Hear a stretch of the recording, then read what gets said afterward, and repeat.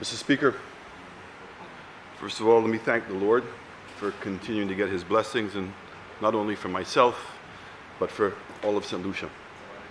You know, today, Mr. Speaker, in listening to the members on the opposite side debate this bill, I for a moment had thought that actually we had passed the bill already and the prosecution had begun.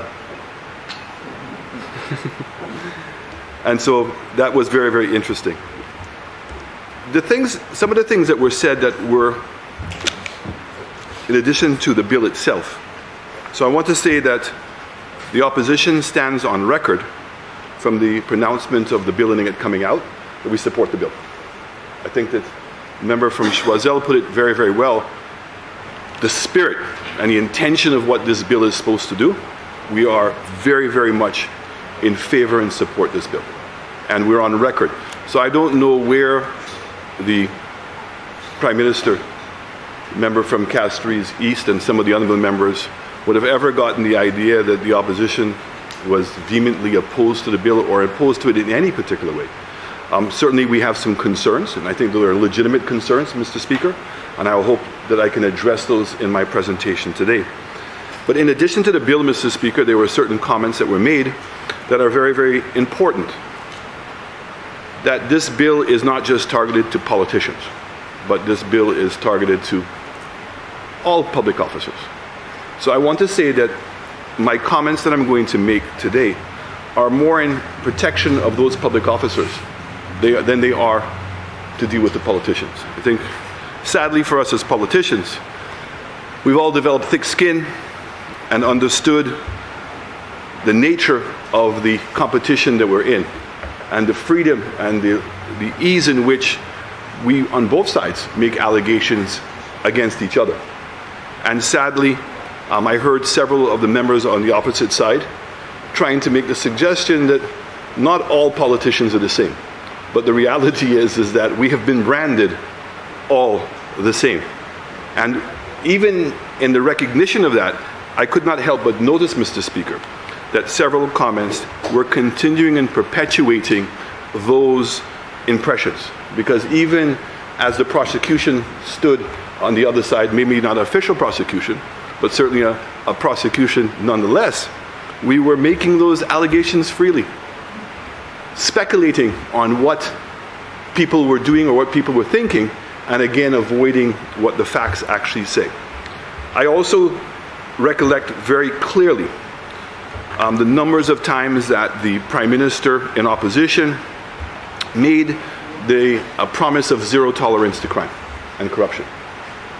And I remember saying to him when he was in opposition, I say to him again, he didn't have to wait to get into government to show that he was serious about crime. There were a lot of allegations with facts that were presented about members on his side, and he chose to do nothing about it. In fact, they turned around and made some of those same people ministers, despite the continual questionable allegations and the validity of those allegations against some of those same members. And no investigation, or he certainly has not reported that any investigation has taken place in those issues. I also listened very intently, and I want to say very quietly, and while I did not agree with a lot of the things that the member from Castries South said, I chose to sit quietly and to listen and give him the flexibility to vent completely without interruption. But I'd like to say that many of the things that he said, again, are part of a propaganda of half-truths, Mr. Speaker. And I didn't know that we would be permitted in this House to go into that level of detail on those kinds of issues, but I'm hoping that you, Mr. Speaker, will give me the same latitude as I proceed with my presentation.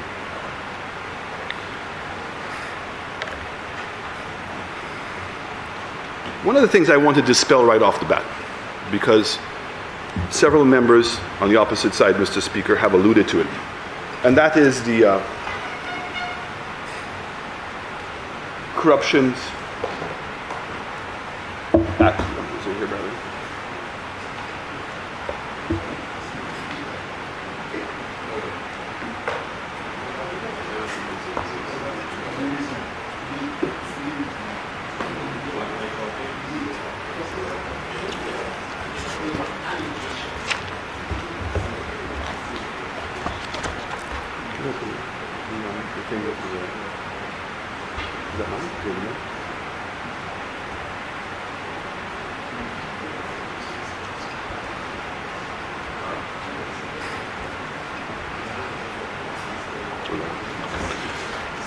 It was the Global Corruption Index of 2021 that was alluded to.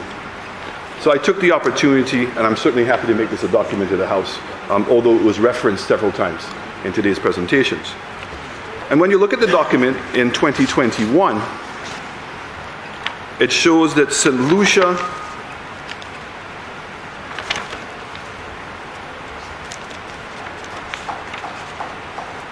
was given a score of 38.6. And the countries are measured in four categories. Very low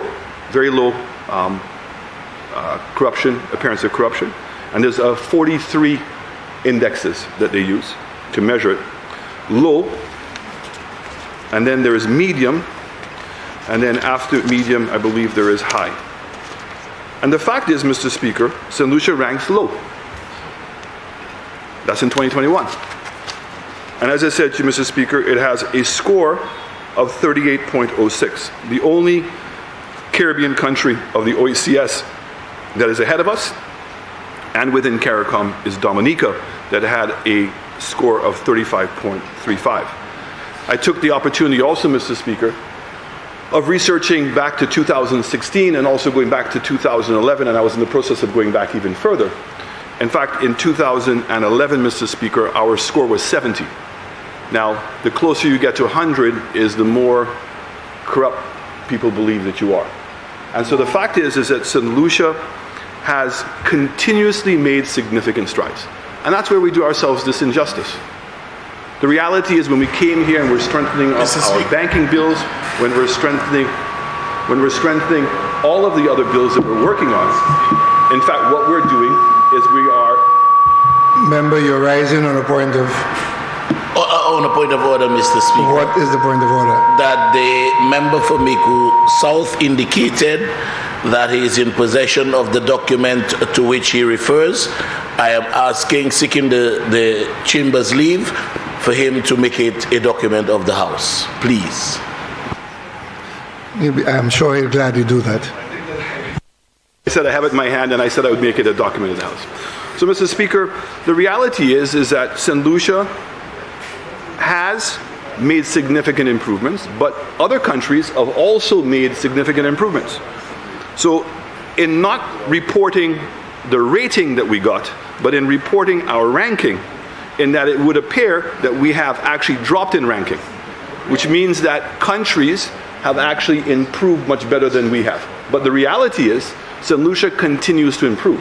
Not only that, Mr. Speaker, that the average score in 2021 for all 170 countries was 43, and we're actually below that average. So the reality is that... Sorry?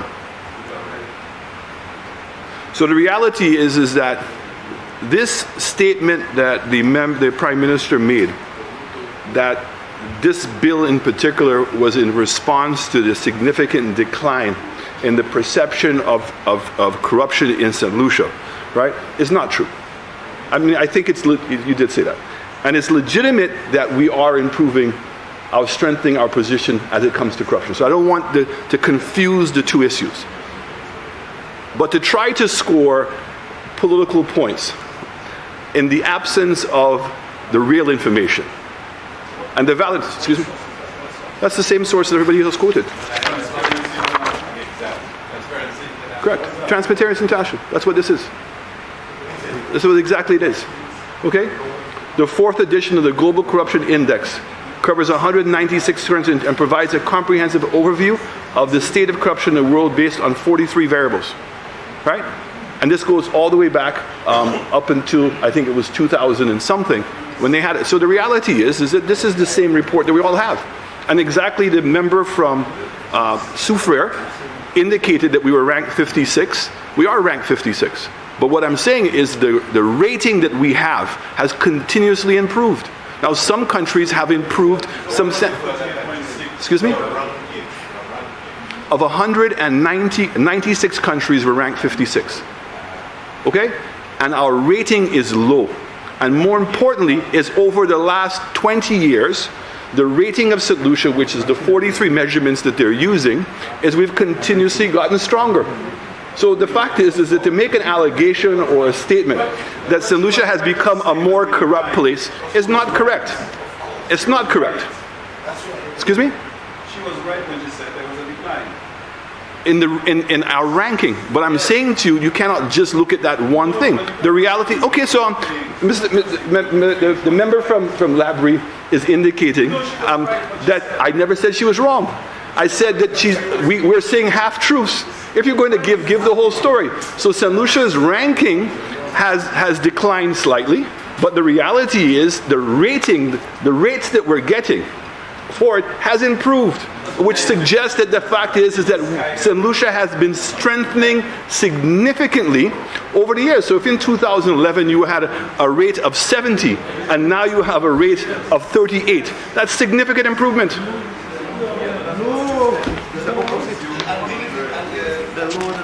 Mr. Speaker, let me read here, because that was what was said.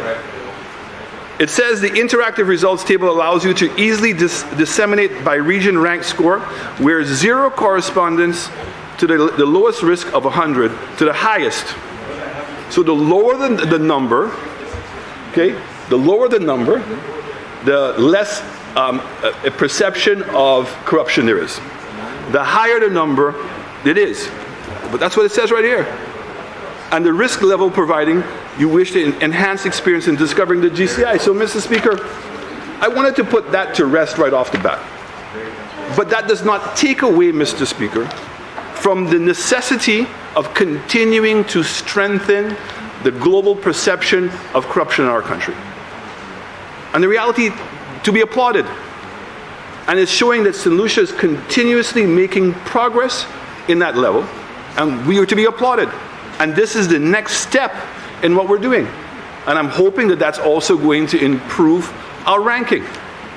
But to say that there has been a decline in the perception of corruption in St. Lucia, the fact is that the rating, the score that we have right now is 34.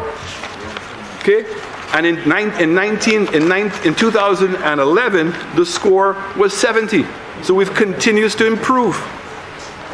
Now the reality is other countries may have passed stronger pieces of legislation and moved up the ranks. And more countries now may be evaluated. I don't know what the reason why it is, but the point is that the measurement, the score, to determine how corrupt St. Lucia is being perceived is we are to be applauded collectively because we continuously improve our situation, and what we're doing today hopefully will even further strengthen that regard.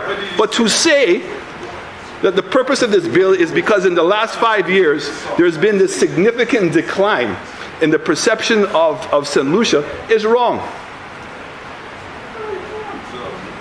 So, Mr. Speaker, we also heard, and I will deal with it, that the DPP is overwhelmed, that there should be no conflict between the special prosecutor and the DPP.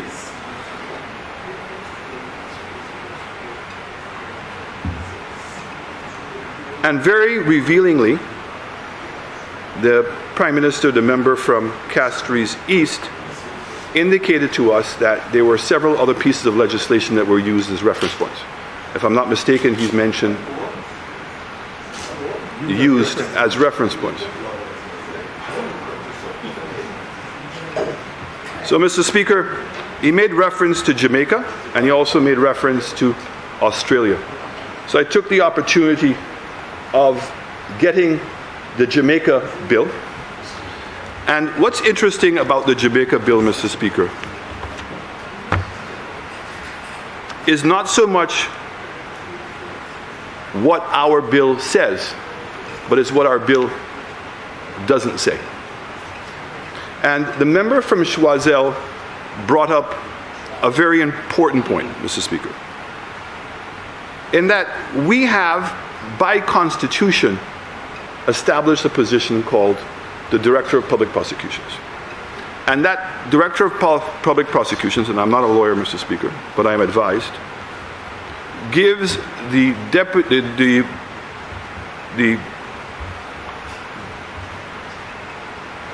Director of Public Prosecution the exclusive right to criminal cases.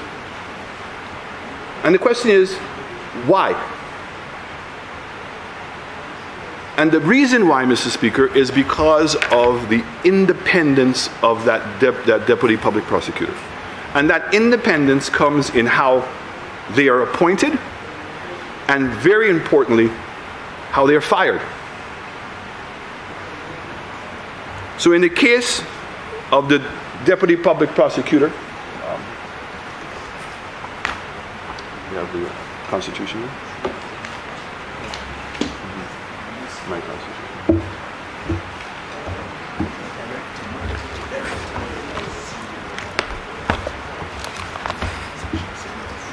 Is there something?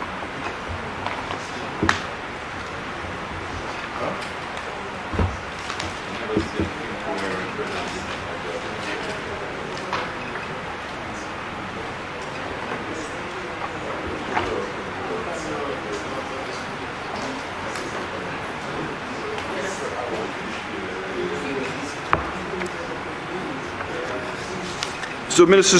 Speaker, in case of the public prosecutor, it is in our Constitution of St. Lucia in section 73.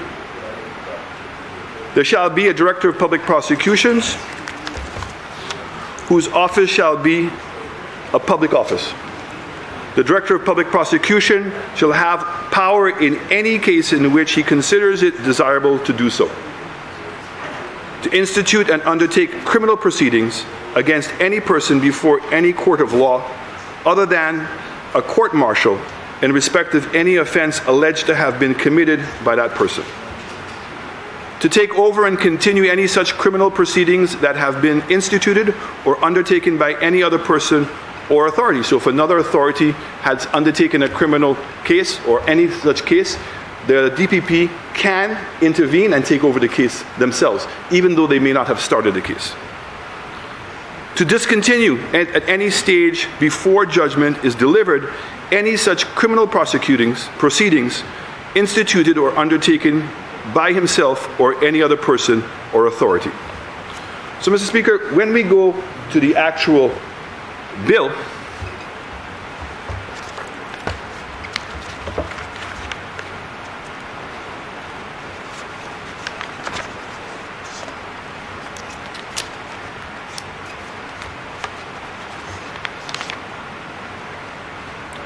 powers of the special prosecutor.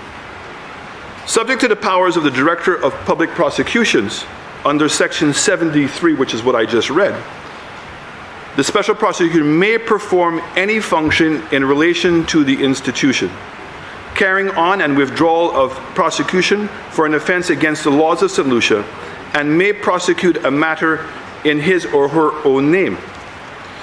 It says that the special prosecutor in section 4 may, with the approval of the Attorney General, engage under agreements in writing persons having suitable qualifications to hire for staff. It then says that the special prosecutor is deemed to have the powers of the Director of Public Prosecution under an enactment, except for the powers exclusively given to the Director of Public Prosecution under the Constitution of St. Lucia. Now, that brings up an interesting quandary, because in this bill, it speaks to investigation and prosecution. And the bill is giving the impression, and I will certainly rely on the Attorney General and other legal minds, that the special prosecutor can investigate and determine by themselves whether in fact that they should prosecute a criminal case. And I don't know if that's the intention. Or is it that the special prosecutor is going to investigate a case, pass the information, or consult with the DPP, and in consulting with the DPP, determine that it meets the threshold and it's going to be prosecuted. Now, the DPP can, according to this legislation, this act, ask the special prosecutor to prosecute the case. Now, I bring this up because, interestingly, when we go to the Jamaica model, and I'm happy to make it a document of the House, it was made reference to. It says the functions of the office of the special prosecutor. Subject to the provisions of this act, the official shall be responsible for generally for the detection, prevention, investigations, and prosecution of corrupt conduct, and make such recommendations as are desirable. C, promote public awareness and understanding of the corrupt conduct and the importance of their elimination. I'll come back to that.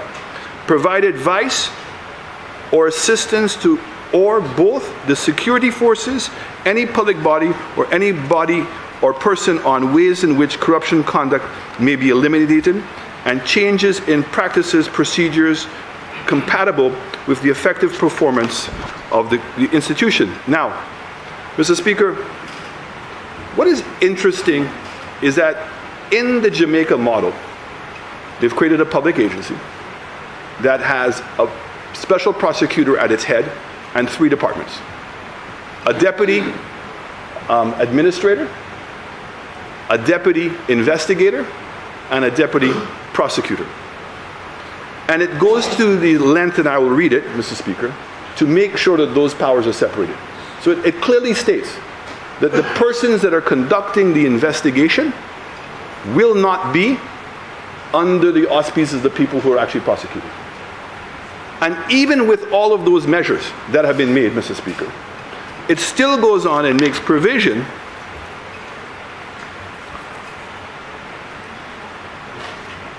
like ours, making reference that it cannot be in conflict with the director of prosecution, but goes on to say that the special prosecutor will undertake prosecution in conjunction and under the advice and consultation with the director of public prosecution.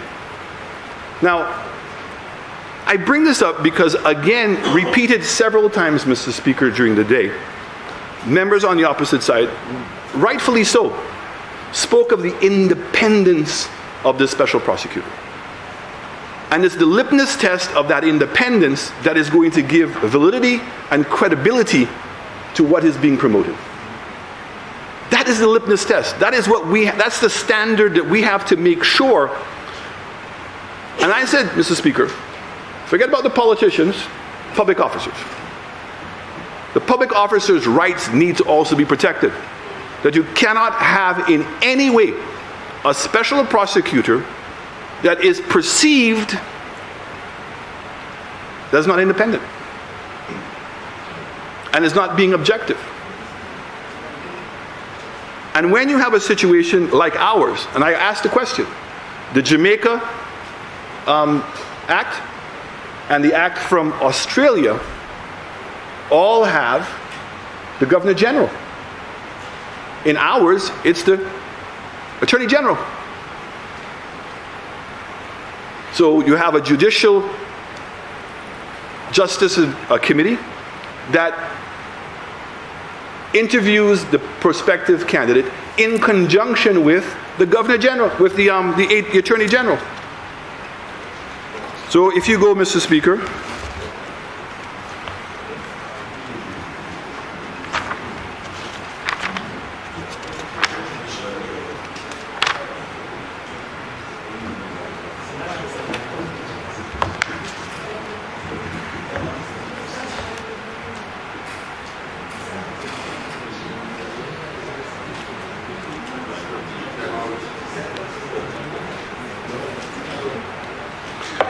Section 4, the Judicial and Legal Services Commission, and I think you've changed it, it used to be may, it now be shall, in consultation with the Attorney General, appoint an Attorney General-in-law as a special prosecutor.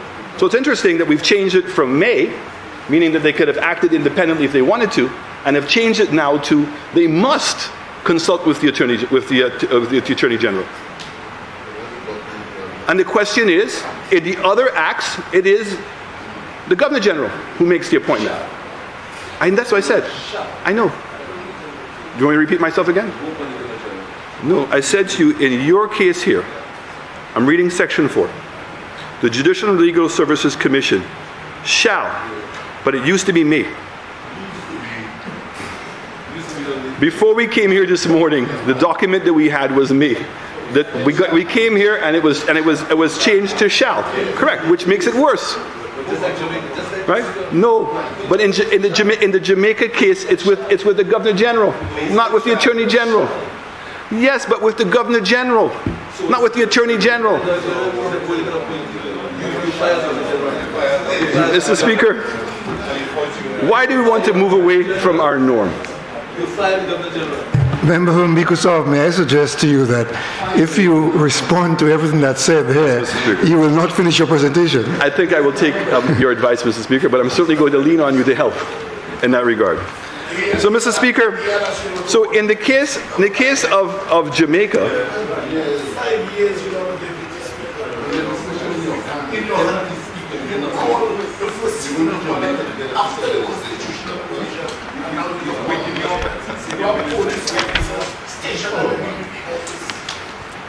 so, Mr. Speaker, the piece of legislation continues in Jamaica. The office, subject to the powers conferred upon the Director of Public Prosecutions by Service Section 94 of the Constitution of Jamaica, institute, undertake, and have the conduct of any criminal proceedings which appear to the Special Prosecutor on reasonable grounds to involve corrupt conduct, provide legal advice on matters concerning corrupt conduct, and conduct such proceedings as may be necessary towards the seizure, restraint, forfeiture, or recovery of any assets or property relating to corrupt conduct. Perform such other functions relating to corrupt conduct as may from the time to time be assigned to it under this Act or any other enactment. Now, remember, the genesis of this Act, Mr. Speaker, was the Anti-Corruption Act in Jamaica, which is very similar to our Integrity Commissions Act and some of the other acts that we have in the Finance Act pertaining to corruption in our country. And a member from Choiseul is 100% correct. Why are we not bringing all of these things together? So the fact is, why are we creating a special prosecutor outside what are the traditional norms that we have in recognizing in our Constitution? We already have a constitutional position called a Director of Public Prosecutions. I certainly understand, and certainly when you read the Australia Act, Mr. Speaker, the Australia Act suggests that the Special Prosecutor is going to work in conjunction with the Attorney General on civil matters and the prosecutor as it turns to criminal matters. But the fact is, the threshold to determine whether in fact the evidence reaches the criteria to warrant prosecution is being made by individuals that are recognized in our Constitution and protected. Why would we want to deviate from that? And these are important points because we are looking at two different things that we're asking this special prosecutor to do. One is to investigate. And we know that in this country there is a lack of investigation talent when it comes to investigate corruption in this country. We know it. And we've seen it time and time again. And the reality is that not only do we have a lack of investigation, because what? Our audit department is insufficiently manned. Our DPP's office, the Prime Minister said the same thing. The DPP is overwhelmed. So the reality is, who is going to do the investigation? And the investigator cannot be the same person who is going to do the prosecution. And we already have a threshold established for prosecution. That is of the Attorney General on civil matters and the DPP for criminal matters. And I read Section 32 of the Jamaica Act.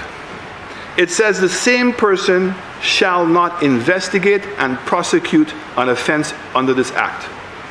The prosecuting functions of the office shall, subject to Section 30A, which goes back to the DPP, only be performed under this Act by special prosecutor, any person authorized in that behalf by the special prosecutor. So the Act is entitling the special prosecutor to go to court I accept that. All of the acts do the same thing. The issue here is the determination of the threshold as to whether the evidence that's collected is sufficient to be prosecuted. That is the issue that I have. And I do not believe that there is sufficient clarity in this current act, and I'm even more concerned that when I read the Jamaica Act, and I'm told that we reference the Jamaica Act, why didn't we try to emulate it in full? Jamaica clearly has recognized some of its own deficiencies, created a full entity, as I said, with 3 different departments, Mr. Speaker.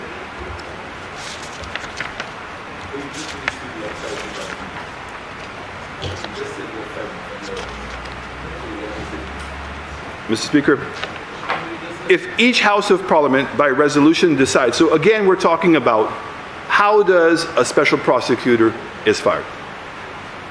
That's important, because that speaks to the person's overall level of independence.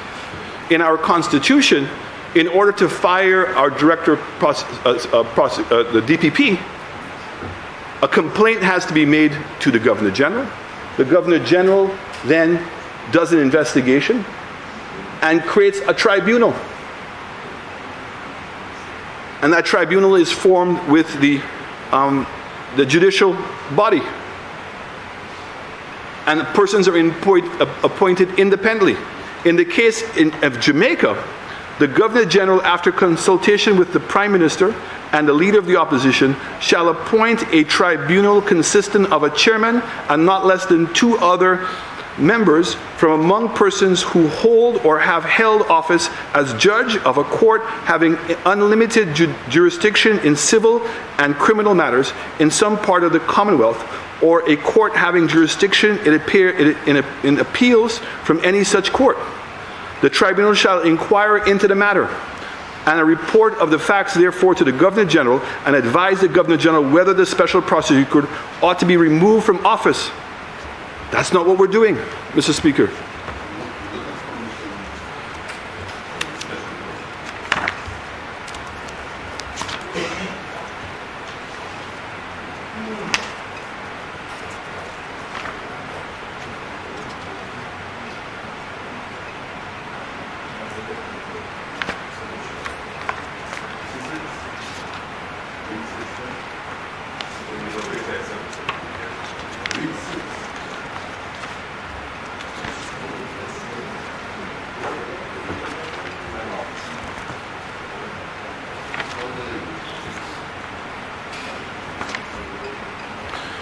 Section 13. The special prosecutor may be removed from the office for inability to exercise the functions of his or her office, whether arising from infirmity of body, mind, or another cause, or for misbehavior. The special prosecutor shall be removed from office if the question of his or her removal from office under subsection 1 is referred to the Judicial and Legal Service Commission by the Attorney General for investigation and determination, and if subsequent to the investigation the Judicial and Legal Services Commission recommends to the Permanent Secretary of the Ministry responsible for the public service that the special prosecutor must be removed. That's a very different system. Why are we going away from what the norm has been? Because it's important that a person of this nature, with this kind of power, and importantly to do their job, must be perceived by everybody as being independent. So it becomes suspicious as to why that change was made. Mr. Speaker, I'm just asking the question. So, Mr. Speaker, the issue here, also from a matter of constitution, and I know we always make reference to the member of of Vieux-Fort South as probably having the most experience on constitutional matters in our state. And it would be interesting to know whether in fact, Mr. Speaker, that we have the right to pass a piece of legislation to create an entity that is going to bypass the authority of the DPP. And I'm asking the question, is it the intention of this act that the special prosecutor conducts the investigation and that before he determines any criminal proceedings or proceeds on it, that he seeks the approval of the DPP. Because if in fact that's the case, I don't see anywhere in this document that it makes that reference. I don't see it. It doesn't say it anywhere.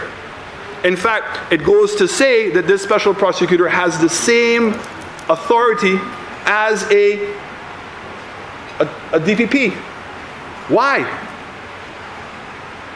Why? I get giving the person the authority to go to court. I get creating a public institution that gives him to be able to surrogate people to do that. I understand all of that. But the issue here is, the most salient point, is who is going to make the determination as to whether the case should be prosecuted. And from my understanding and reading of the Constitution, that is the sole privilege of the DPP. Now, when you say that it cannot be in contradiction of the DPP, is that what you're suggesting? Is that it is clear that special prosecutor cannot proceed to prosecute a case until he has the approval of the DPP? And then the question is, again, that my learned friend brought up from Choiseul. If in fact that we're saying we're going to create a separate entity, why? Why not strengthen the DPP's office? And the DPP's office, I'm sure, would welcome that we have an independent investigators with the resources that every single complaint that comes in from a corruption perspective, that they have the ability to investigate it, and they ought to be investigated. And I say this because of the public officers. And it's something I would say that the CSA and many of the unions themselves ought to ask themselves a question. Because attorney generals are changed every single time we come into government. They are, and perceived to be, political.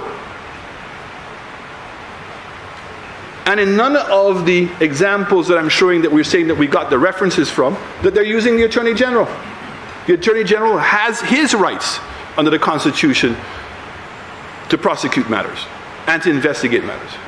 And I think that the model in Jamaica of creating an institution to deal with corruption, and I want to go back, because it wasn't just about going after people.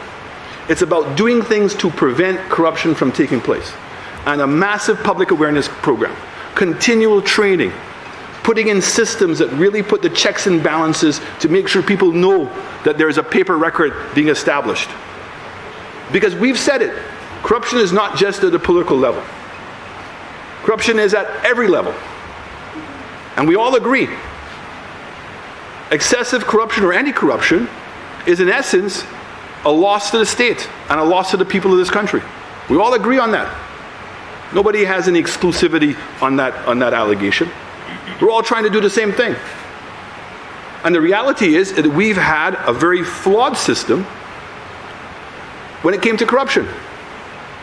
So we have an integrity commission. Why have they not prosecuted anybody? You're saying that there's this widespread corruption, that people are coming into office as paupers and leaving as wealthy people. How is it that the Integrity Commission hasn't been able to come?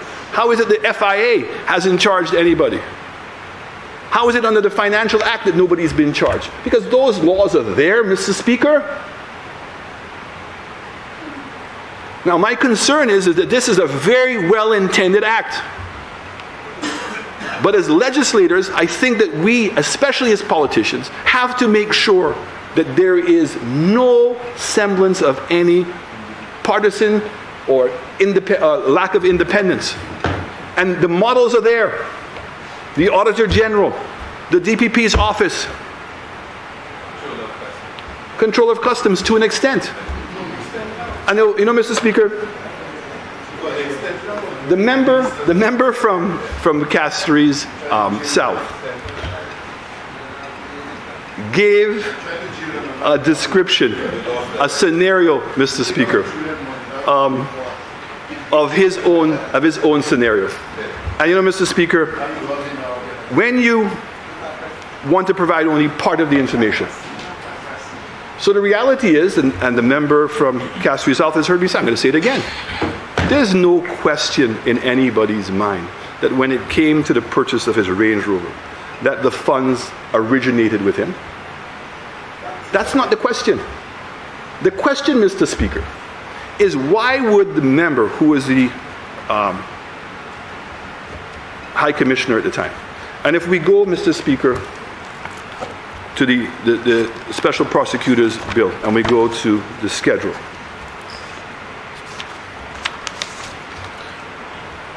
And we look at the reasons for why corrupt conduct.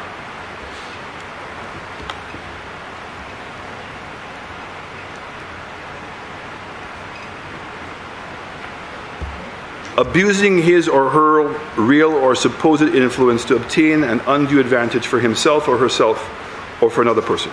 That's just an example. So I ask the question, if you are a High Commissioner, and in the United Kingdom as a High Commissioner, you are entitled to purchase a car in the UK duty-free. And that duty-free, Mr. Speaker, is separate from the VAT. All persons exporting any purchases and diplomats are exempt from paying the VAT. But they are rules guided as to how many cars you can get duty-free in the UK. So the member from Castries South purchased a duty-free vehicle in his name as the High Commissioner.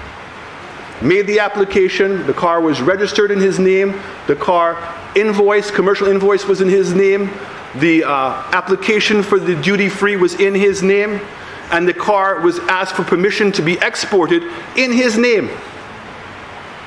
But he gave that car to his brother. Now the irony of him giving that car to his brother at the time was heading up a regional regulatory institution for customs officers. Meaning that his job was to train customs officers on how to prevent people from defrauding. And here it is that he accepted from his brother, who was the High Commission, who put a car in his name in order for him to benefit from that car duty-free. Now, it was because he did that, and he knew it, that the second time that he applied to purchase the car, Mr. Speaker, he could not purchase it in his own name. So he attempted to purchase it in the name of a gentleman called Tafal Williams. Tafal was an employee at the High Commission being paid for by Ambassador Jufali. Very importantly, the member from Castries South transferred the money to pay for the vehicle into Tafal Williams' account. So that's what we know, that the money came from him, but he put it into Tafal Williams' account. And Tafal went and paid the deposit for the vehicle. But when Tafal went now to register the car, he found out that he too had a car duty-free, and he didn't qualify to get the duty-free. And that's what I'm saying, Mr. Speaker, the letters on record, it's not about things that I have to invent or be suspicious about. They're all the facts that are there. On a point of order. This is the point of order. The member is misleading the House. On a simple point, if you buy as a diplomat, you don't pay duty on anything that you buy. If you buy anything for export, you don't pay duty on it. I said that. You don't pay that. If you buy anything and it has been exported, you don't pay duty on it. And as a diplomat, if you purchase items, you don't pay duty. You have duty-free status as a diplomat. But I'm allowing him to go on and build his narrative. But this is patently wrong. You don't pay duty as a diplomat when you purchase items. He said so. Yeah. So therefore, I did not make somebody else buy it for me to get duty-free concession. You don't pay duty. Mr. Speaker, no matter what you buy, you don't pay duty. I want to make just for the record. I want to again make the distinction, so hopefully the member is not. Every single diplomat benefits from VAT-free. If the car is going to be exported, it gets it VAT-free. But a unique exception is the duty, 12.5%, that's paid in the UK. And each diplomat is entitled to X number of cars on a per annual basis, duty-free. So the reality is, Mr. Speaker, if in fact I'm wrong, okay, and the member bought the first car in his name and did everything, why did he not buy the second car in his name?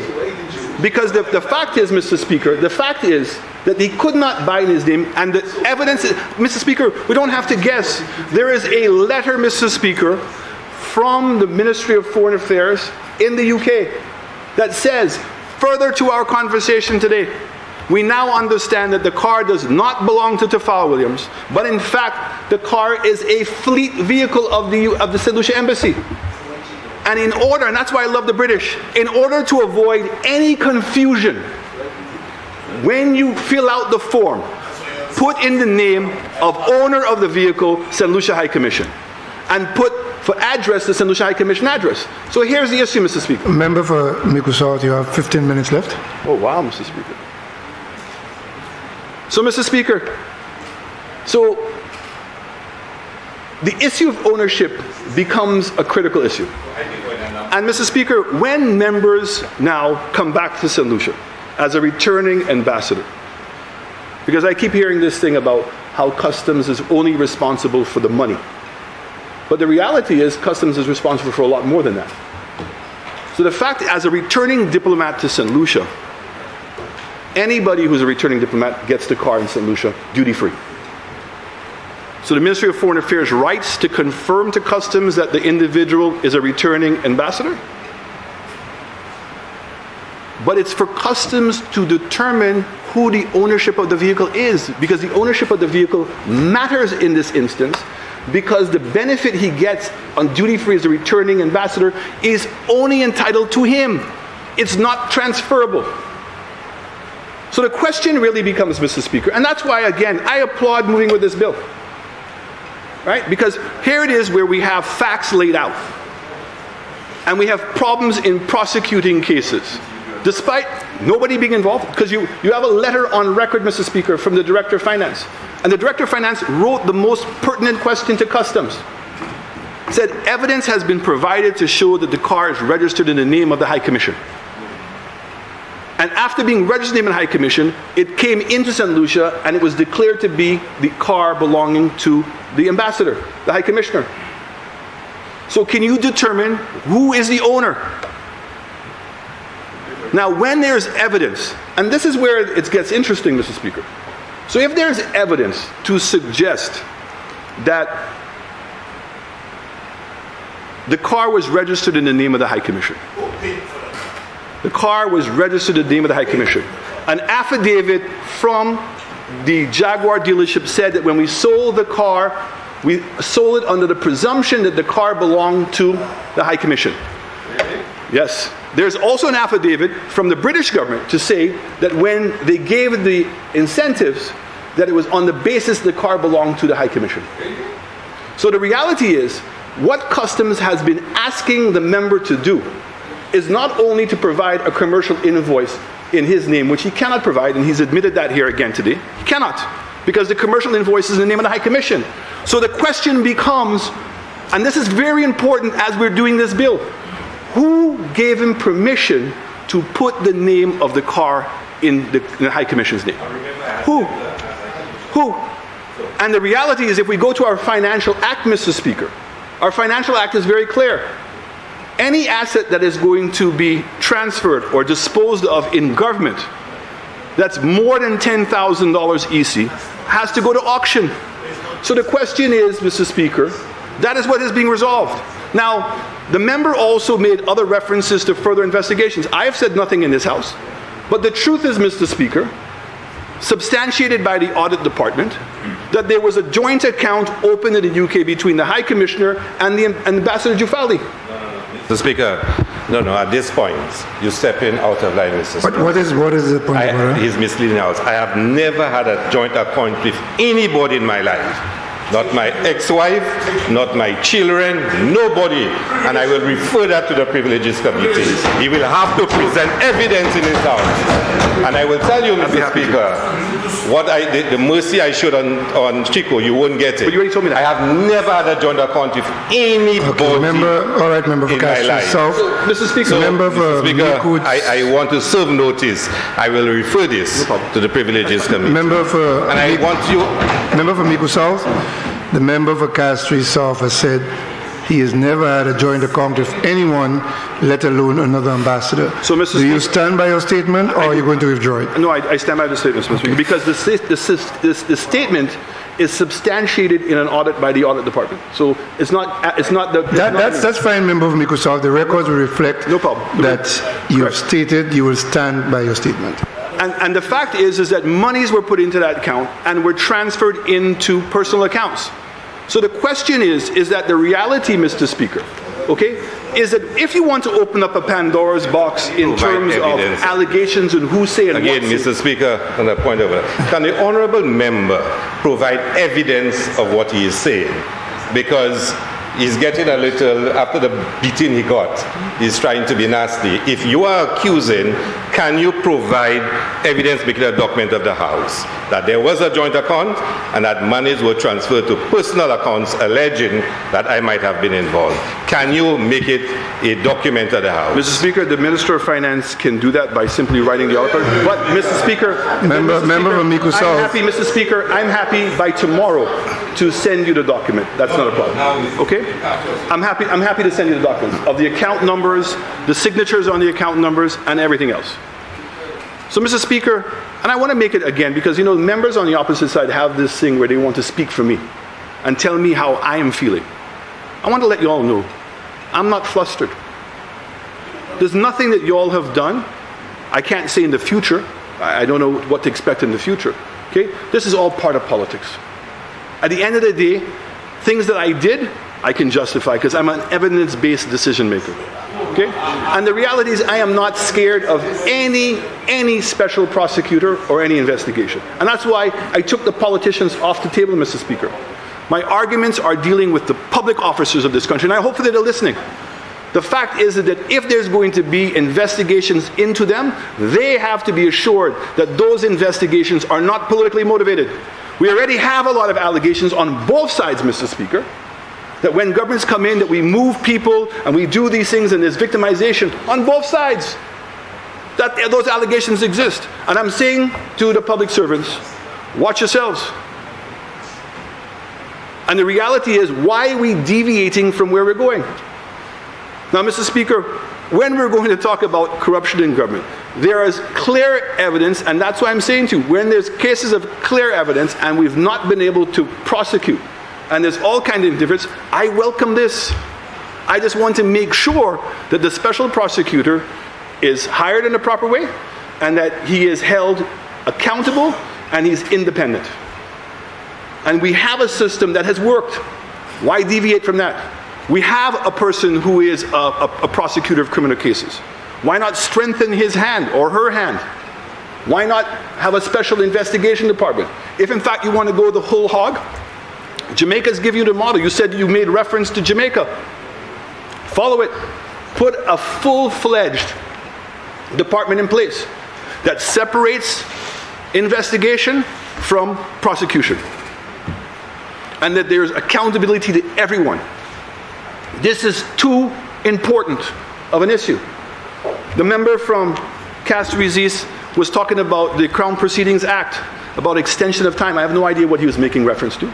The fact is, when we came into government, a recommendation had been made in the Ramshaw-Hoyd report that the Crown Proceedings Act ought to be amended and that part of it should be suspended in terms of time statute of limitations. And that started when we came into office. It wasn't retroactive. There was nobody trying to be vindictive to anybody else, simply following the recommendations that were made. And it's a good provision. And it's applicable today. And it's because of its own application that if in fact you want to go back in time and prosecute people under this act, you're free to do so. But of course, I'm accountable to the people like everybody else, and I'm happy to do so. It doesn't upset me. I'm not threatened. I'm not angry in any way. And the fact is that I can sit here and listen to the stories that are being told of, and I'm asking myself, where's the corruption? You're going to try to put judgment in as corruption? Good luck. Many people have tried that before. The reality, misbehavior. So the fact is that any of the examples you gave, where did it go through the Attorney General's office? Did the senior officers Member from Mico South, you have 5 minutes left. left. No problem, Mr. Speaker. Okay? So the reality is, Mr. Speaker, many of the things, the laws have existed for the longest time. It's the prosecution. We've tried special court sessions, we've put judges together, commissions. We've gone through a litany of things to try to hold people accountable in this country. And I don't believe any of them have worked to the satisfaction of the public.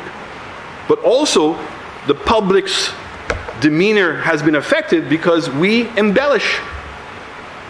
We say things about each other that we have no proof of. I mean, it's amazing to me. Yeah, it's amazing. It's amazing to me. It's amazing to me, Mr. Speaker. The government had made all of these allegations of all of this corruption that was taking place.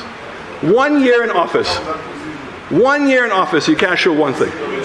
So you'd have thought that they had the files because there was documents being leaked all the time and that we were ready to go. Where is it? So, Mr. Speaker, as I said, I support, and the United Workers' Party opposition supports this bill, supports the spirit of this bill.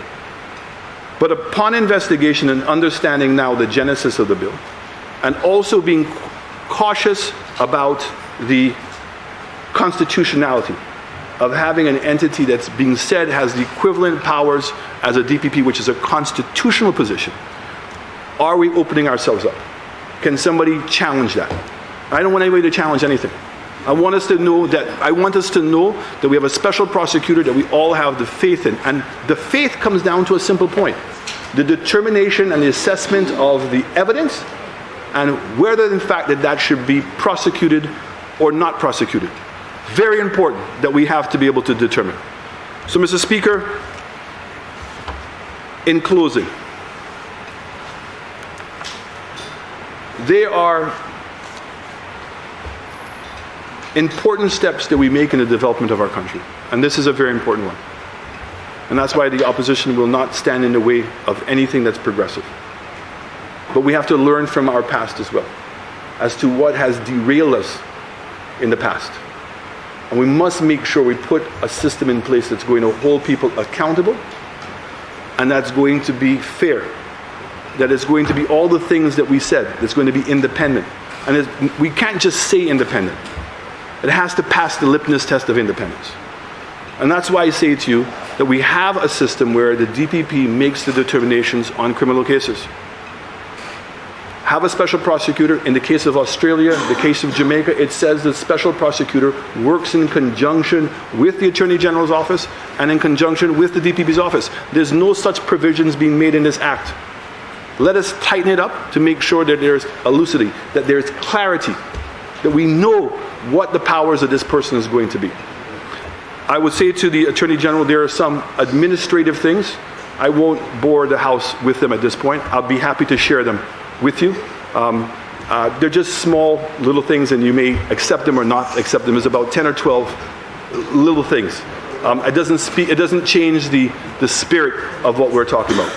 So again, Mr. Speaker, we support this bill, but we are concerned as to the provisions and the controls of the special prosecutor. We do not believe the special prosecutor should be given the right to investigate and prosecute. And we see it all through the systems in the Commonwealth that those separations have been made. We have the ability of making that separation. We have an integrity commission. We have the FIA. And I certainly, if we're not going to do it today, hopefully very soon, that we'll see a merging of those entities, because the Integrity Commission needs stronger teeth. This special prosecutor can provide the Integrity Commission with that necessary resources to be able to hold now politicians even more accountable and public officers more accountable. I thank you, Mr. Speaker.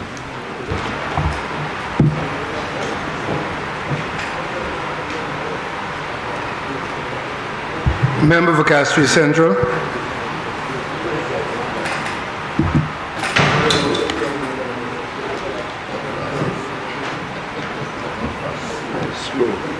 No, it has to really stink.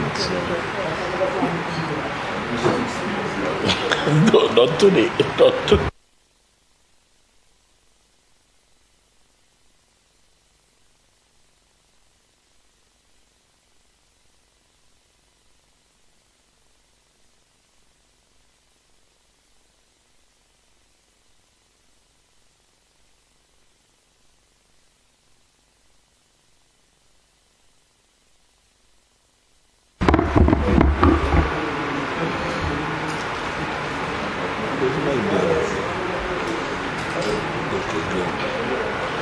Thank you very much, Mr. Speaker. Mr. Speaker, let me take this opportunity through you and with your permission, to wish two members of Team RF a very happy birthday. Sometimes, Mr. Speaker, when we perform as ministers or as district representatives, we don't do it alone. We do it with the assistance and encouragement of people around you. And in that regard, today is the birthday of my operations manager at the Castries City Council, Nicky Cauldron. I wish to take this opportunity to wish him a very happy birthday. And of course, my attaché, Dax Noville, is on Thursday. We all are Leos, Mr. Speaker. And of course, member of Castries Southeast is the 16th. And you are 19th, Leos all around. We must execute, they have soft hearts. Oh, another one is right there. No wonder you want to disassociate. I now understand. Mr. Speaker, I sat here and I listened to the leader of the opposition. Today, he implicitly solicits assistance, advice, or whatever else from the ex-Prime Minister member for Beaufort South. But you know, when your memory plays games with you, you end up making a fool of yourself. It was that same member for Beaufort South, Mr. Speaker. He said on that unfaithful day in 2016, you have lost your right to advise. You have lost your right to speak.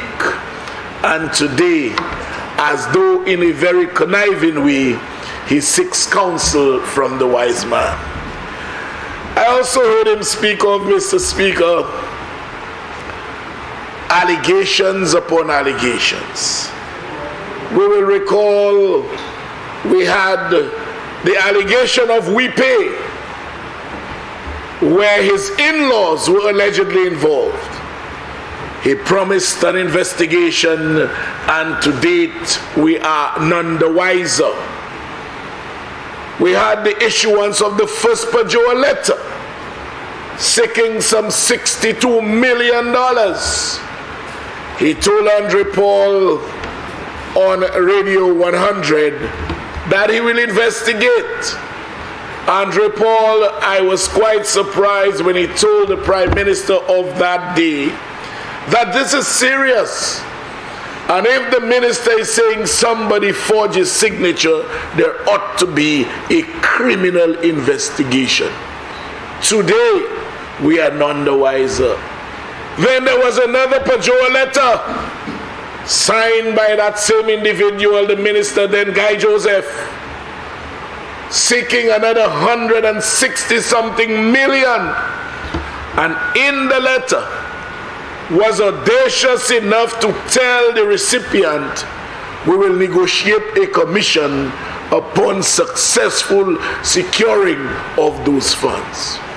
I have heard of no investigations. And the list goes on and on and on. I don't even want to talk about allegations, Mr. Speaker, because I pride myself on being factual as much as I possibly can. And if I can't prove it, I do not say it. Mr. Speaker, there are various sources of information in relation to the corruption index.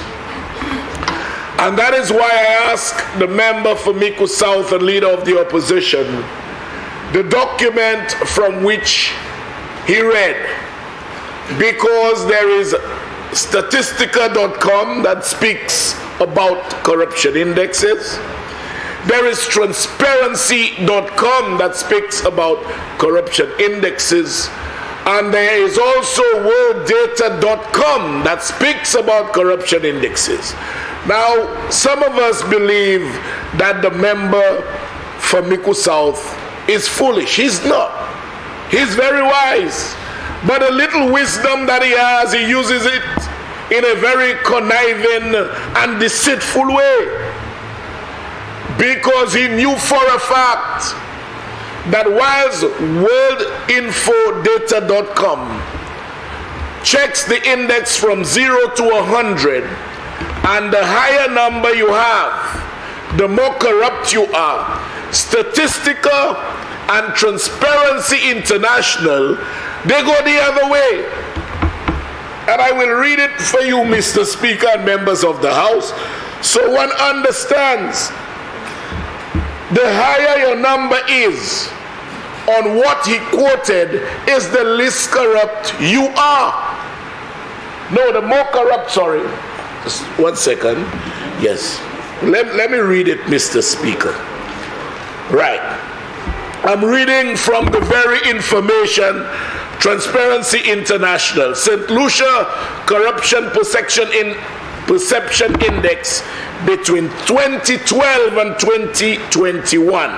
It was published on February 17th this year by one Teresa Romario, and it reads, and I quote, Mr. Speaker, in St. Lucia, the corruption index scored a total of 56 in 2021, same level as last year. The country has seen better. I want to emphasize that the country has seen better corruption perception levels from 2012 to 2014, when the score stood at 71. The worst possible score in perception of corruption is 0, whereas a score of 100 indicates that there is no perceived corruption. So, Mr. Speaker, whilst we were 71, which is where he adopted our corruption index, he has now admitted that it has gone down to 38.6, making us the worst corrupt we have ever been in this country. And there is absolutely no doubt about it. If you go to worlddata.com, Mr. Speaker, you will find they rank it in a different way, from 0 being no corruption, 100 being most corrupt. We were, when he took over, about 37 or thereabout, Mr. Speaker. Today, we are at 44 or 45. And I can safely say, I can say without an iota of doubt, I can say without fear of contradiction, that when this country was under the stewardship of the member for Miku South as Prime Minister, this country has been the most corrupt during its stint. So no matter how he uses it, no matter what he says, Mr. Speaker, it cannot take away the fact that under his leadership, St. Lucia has been the most corrupt than it has ever been. Mr. Speaker, today is indeed a glorious day. A glorious day in our politics, when a government sees it necessary to enact legislation that seeks to ensure that this country sees better governance. This, I can say, speaks to boldness. This speaks to a bona fide intention of running the affairs of the people in this country in a manner that lends itself being devoid of corrupt activity. I say so, Mr. Speaker, because very often you will find a given contingent of politicians, whether here or elsewhere, they will be fearful about enacting laws which at some point can be used against them. But there is an old saying, Mr. Speaker, if you have no cocoa outside, fear no rain.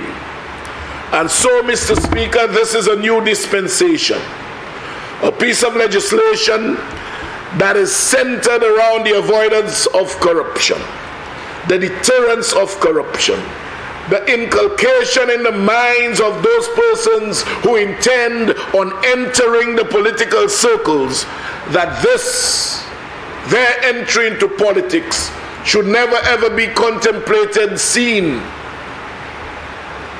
as a gateway for unjust enrichment.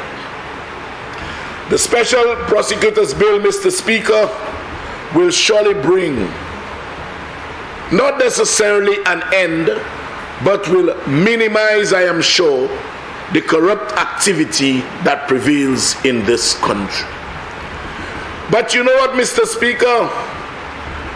When the corruption is what is central to this piece of legislation, but you have a group of individuals led by someone who have always said where his mental capacity ought to be seemingly is empty, there is a vacuum. They will write about anything, politicize anything, not even realizing that what they're saying makes no sense. And so, Mr. Speaker, they have embarked upon a journey led by their massa to link the special prosecutor with visa revocation. I have never heard that kind of thing. Visa revocation with special prosecutor. But you know, Mr. Speaker, that speaks to the venom, that speaks to the acrimony, that speaks to the vindictiveness of the last administration. The last administration, Mr. Speaker, they operated with total impunity and did not care what kind of damage, emotional or otherwise, they inflicted on their peers. But tattoo, God is good. In part where the palace is, member talking batshin, and if you can understand, you'll appreciate it. Say liki kai batu vie before. Mr. Speaker, on the clause 2 of the explanatory note,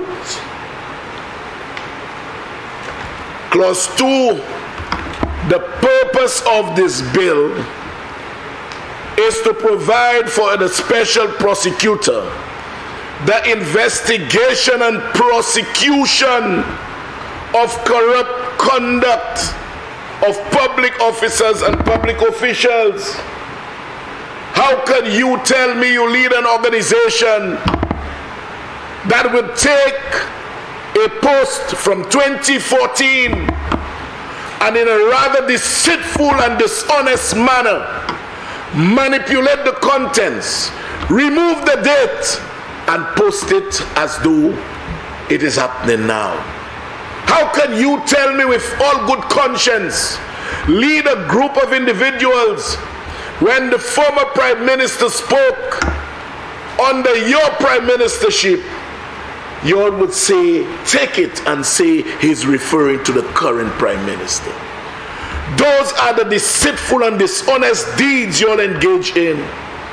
And today, although we have an explanatory note as to the mischief this piece of legislation is attempting to curtail, you all link it with visa revocation. But then, Mr. Speaker, that speaks to the character of the person who leads the bunch of individuals. You see, Mr. Speaker, vindictiveness is the only thing on the minds of those people. I heard the member for Castries South. I can feel his pain. I still feel his pain. I can identify with what he went through. But you see, I am hoping that with the passage of this piece of legislation, those personal unjustified pursuits will end, and will end once and for all. When you tell me, Mr. Speaker, a vehicle legitimately bought, expended his funds, you know, and sometimes they tell you ignorance of the law is no excuse, but some people who know the law, would flaunt it with impunity. You have a situation where the Constitution, our most supreme law of this country, says that there shall be a parliamentary sitting 30 days after a general election. And the then Prime Minister tells members of the media quite audaciously that the Constitution says so, but it doesn't say anything can happen to me. When you tell me the Constitution says that we need a deputy speaker, and for 5 years this august chamber was made a mockery of because the leader of the opposition, then Prime Minister, said in his construction of the term, as soon as it's convenient, up to now it's still not convenient. Bodje Pakadomi. So, Mr. Speaker, that is the kind of vindictive, massa, colonialist attitude that we still have in this country, irrespective of us celebrating emancipation a couple days ago. You know, and I've always warned people, our forefathers fought for every right that we enjoy today. Up to 1952, not everyone could have gone to the polling stations. Your qualification to vote was based on your earthly possessions, and mostly the people who voted then were people with 0 or less melanin in their skin. Don't take that right for granted. We had to fight them. We cannot take that same right and give them back the kind of powers to treat us as slaves on an estate. Those days are gone. Mr. Speaker, I remember civil servants being transferred left, right, and center. When the member for Castries South was being persecuted and harassed, civil servants, you heard today and gone tomorrow because they would not comply with directives given by the massa. And not that they did not want to comply, they had no legal authority to comply. But I'm happy now that a special prosecutor will be in place to advise the government as to what they can do and what they cannot do. Mr. Speaker, I am in possession of a letter where instructions were given to the Chief Transport Officer to transfer a vehicle registered in the name of the member for Castries South. Instructions were given unilaterally to transfer the vehicle from his private name to that of the government of St. Lucia. Yes. There was no court order. There was no due process. And because the Chief Transport Officer said, I cannot act on the basis of those instructions, they remove and sent her to view fort. I don't know if, ask him. Not you. No, you're too nice for that. Those are the things that happen, Mr. Speaker. Mr. Speaker, possession of property receives constitutional protection. And you cannot be deprived of your property without due process. But here you are. You have a massa saying, I ask you to transfer that vehicle registered in Ernest Healer's name to the government of St. Lucia. And because she did not comply, she's transferred. Mr. Speaker, laissez-le sien. It happened for real. I suspect it's Guy Joseph family. But Mr. Speaker, can we permit that kind of state of affairs to continue? And you listen to the leader of the opposition as though he's walking on saintly ground and he's the father of all saints. You know, he believes, Mr. Speaker, he's an example to be followed. But his deceit, Mr. Speaker, his vindictiveness, the venom that comes from his behavior, Mr. Speaker, is not only poisonous, it's lethal. When an officer at the Ministry of Foreign Affairs. When a diplomat returns with a vehicle, Mr. Speaker, the Ministry of Foreign Affairs, according to law, would bear the charges of any clearance. And so, in pursuance of the law, an official paid in respect of that same vehicle. The following day, that officer was transferred because I told you not to pay any charges in relation to Hile's vehicle. Mr. Speaker, preceding the elections of that fateful day in July 2021, the leader of the opposition, Mr. Speaker, the member for Miku South, made at least 3 attempts to jail me. Yes. He made at least 3 applications before the court to imprison me.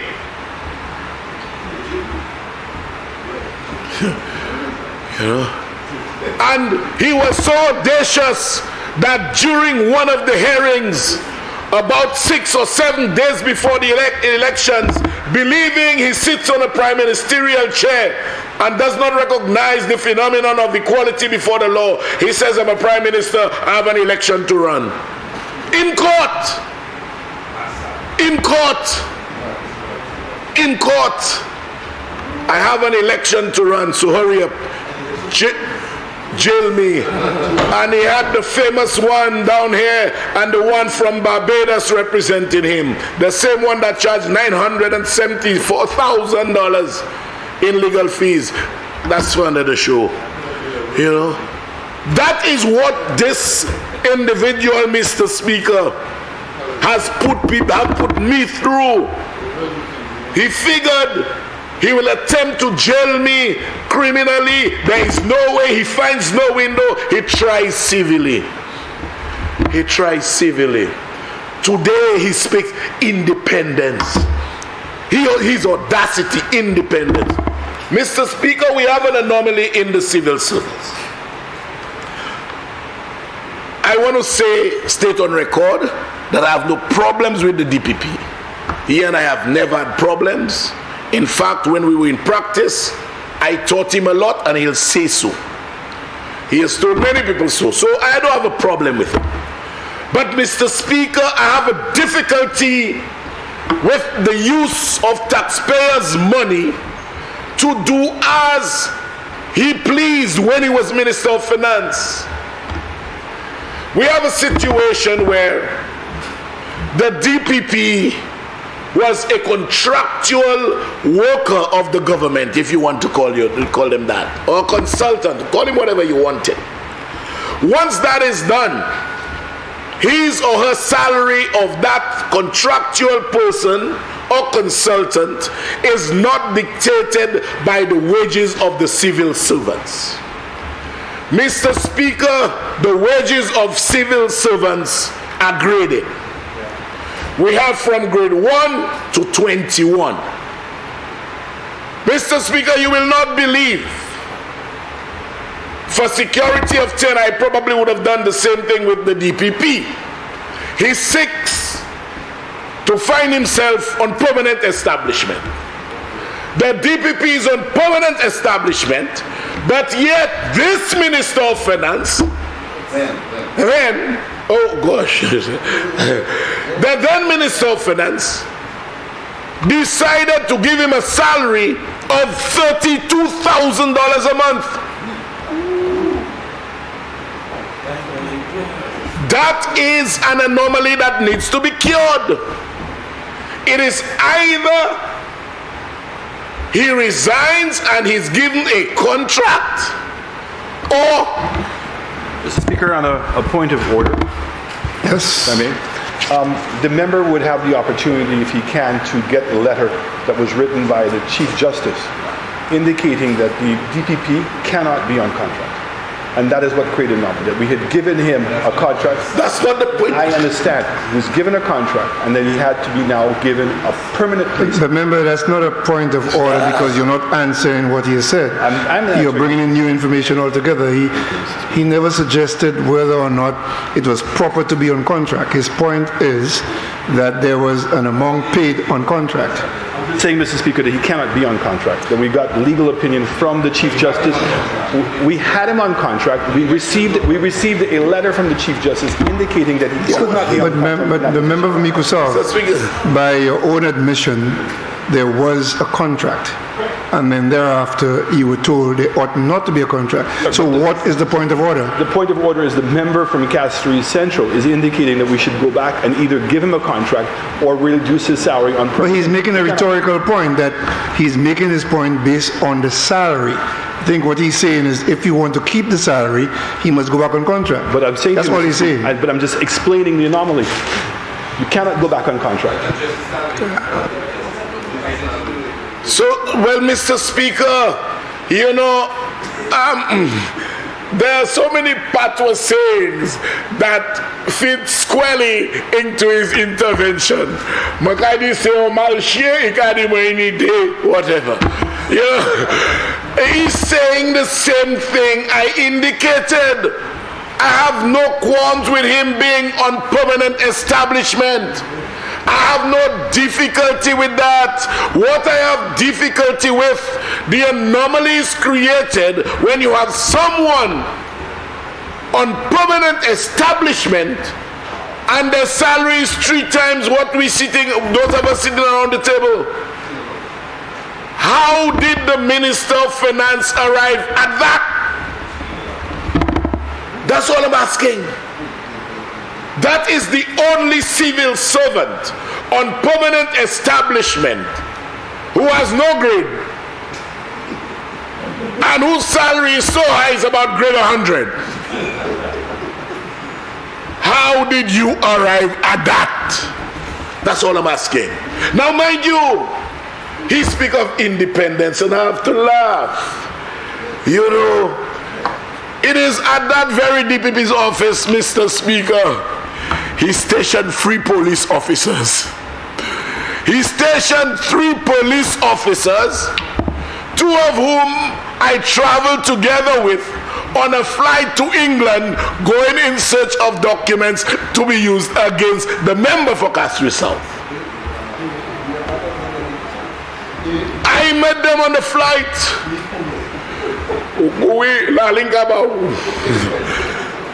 You know, he took 3 police officers, stationed them at the DPP's office, and asked them to deal with earnest, deal with impacts, deal with this, deal with that.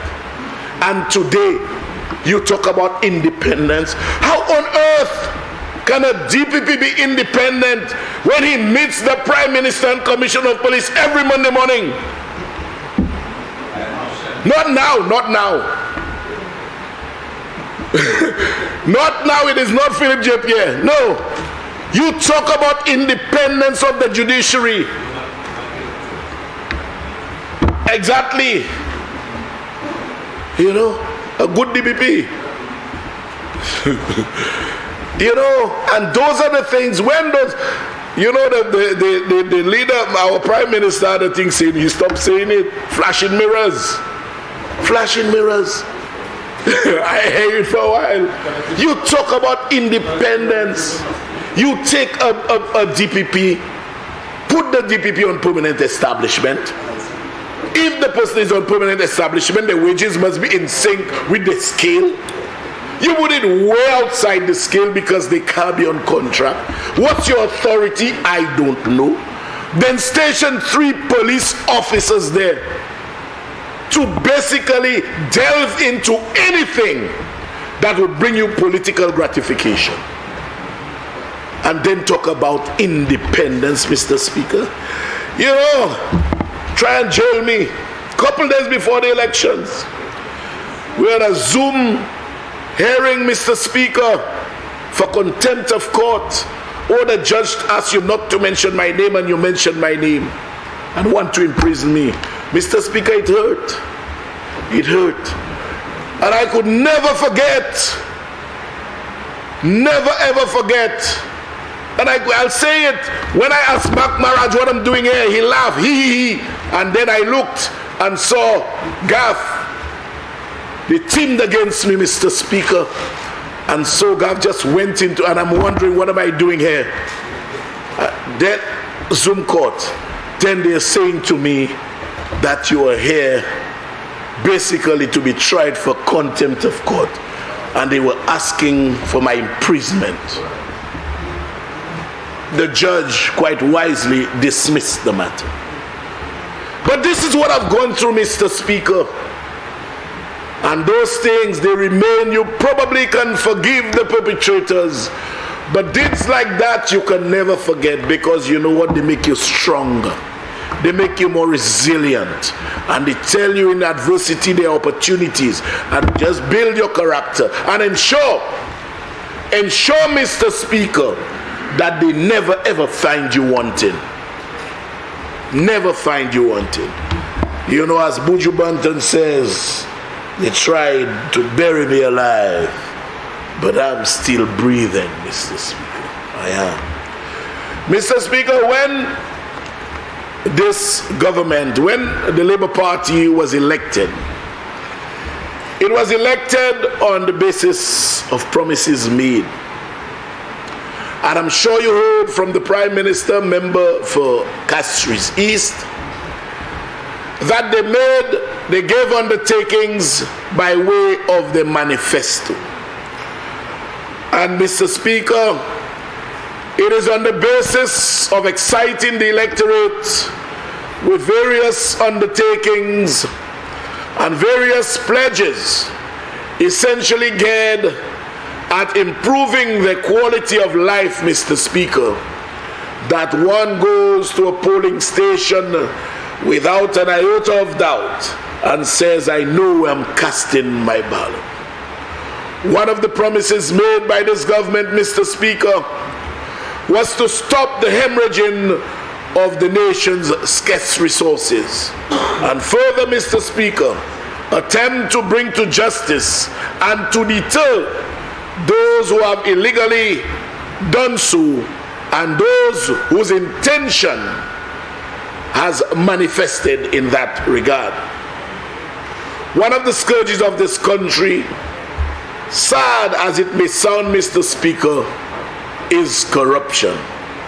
Corruption reached its highest level under the stewardship of Alan Michael Shastney, the leader of the opposition and member for Miku South.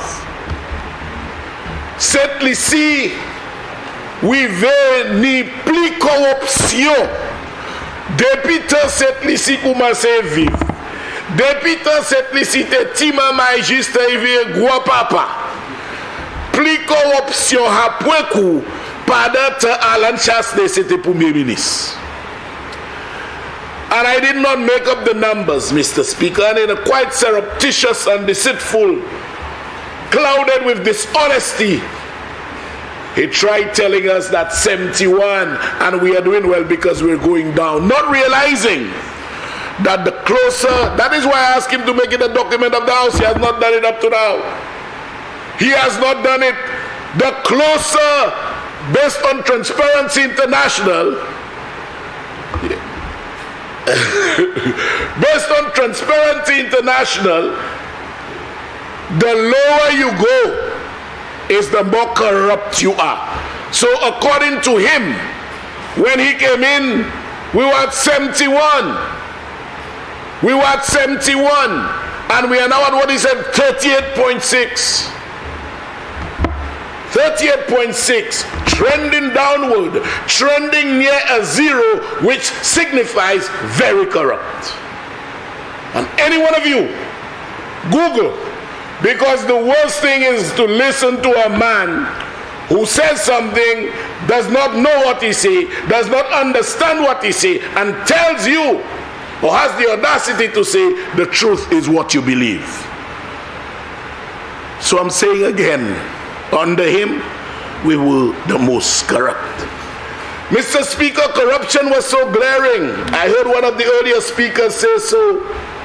When persons were saying to you, Mekai vote Labour, but si on se nom sala pa pou la jol, maka vote Labour encore. But guess what? He does not understand the procedure. He wants us to land everything in the lap of the DPP. That's what he wants done. You know, that's what he wants done.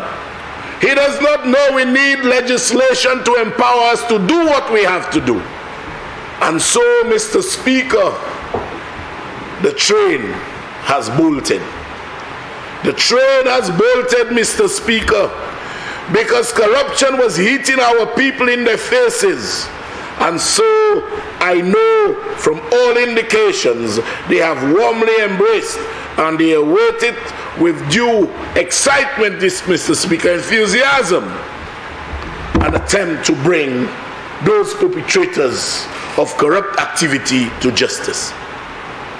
Mr. Speaker, you look at the definition in the legislation, more particularly in the schedule. It embraces a wide variety of scenarios which essentially begs that all politicians live an honest political life, as honest as is humanly possible. Look at A, Mr. Speaker. Corrupt conduct. Corrupt conduct in relation to a public officer or public official includes soliciting or accepting an undue advantage for himself or herself or other persons. I have one difficulty with that. Mr. Speaker, I'm sure I am one who believes that law should be written with total clarity and, as they say it, unequivocality. And it is that kind of dubious interpretation that led the member for Miku South, when he assumed prime ministership of this great country of ours, oh, what a mistake our people made, that he would say as soon as his convenience is when he's convenient. And he did not permit it to take a legal interpretation. And that is why I'm one of the advocates, Mr. Speaker, who believe in clarity of expression. And I'll tell you why I say so, Mr. Speaker. I'm sure you and many people have heard the Privy Council, our most Supreme Court for now. They have changed their decision on whether a man can rape a woman a number of times. One time, the final decision is a man can rape his wife. Next time, a man can't rape his wife. The wife is deemed to be part of him, and all of this. You know, I say so, Mr. Speaker, because I believe a spouse should be included here. To read, soliciting or accepting an undue advantage for himself, his or her spouse, or anybody else. When you have the CHTTI situation, Mr. Speaker, where state resources were taken and assigned to a school owned by a minister's wife, it fits squarely into the definition of corrupt conduct, Mr. Speaker.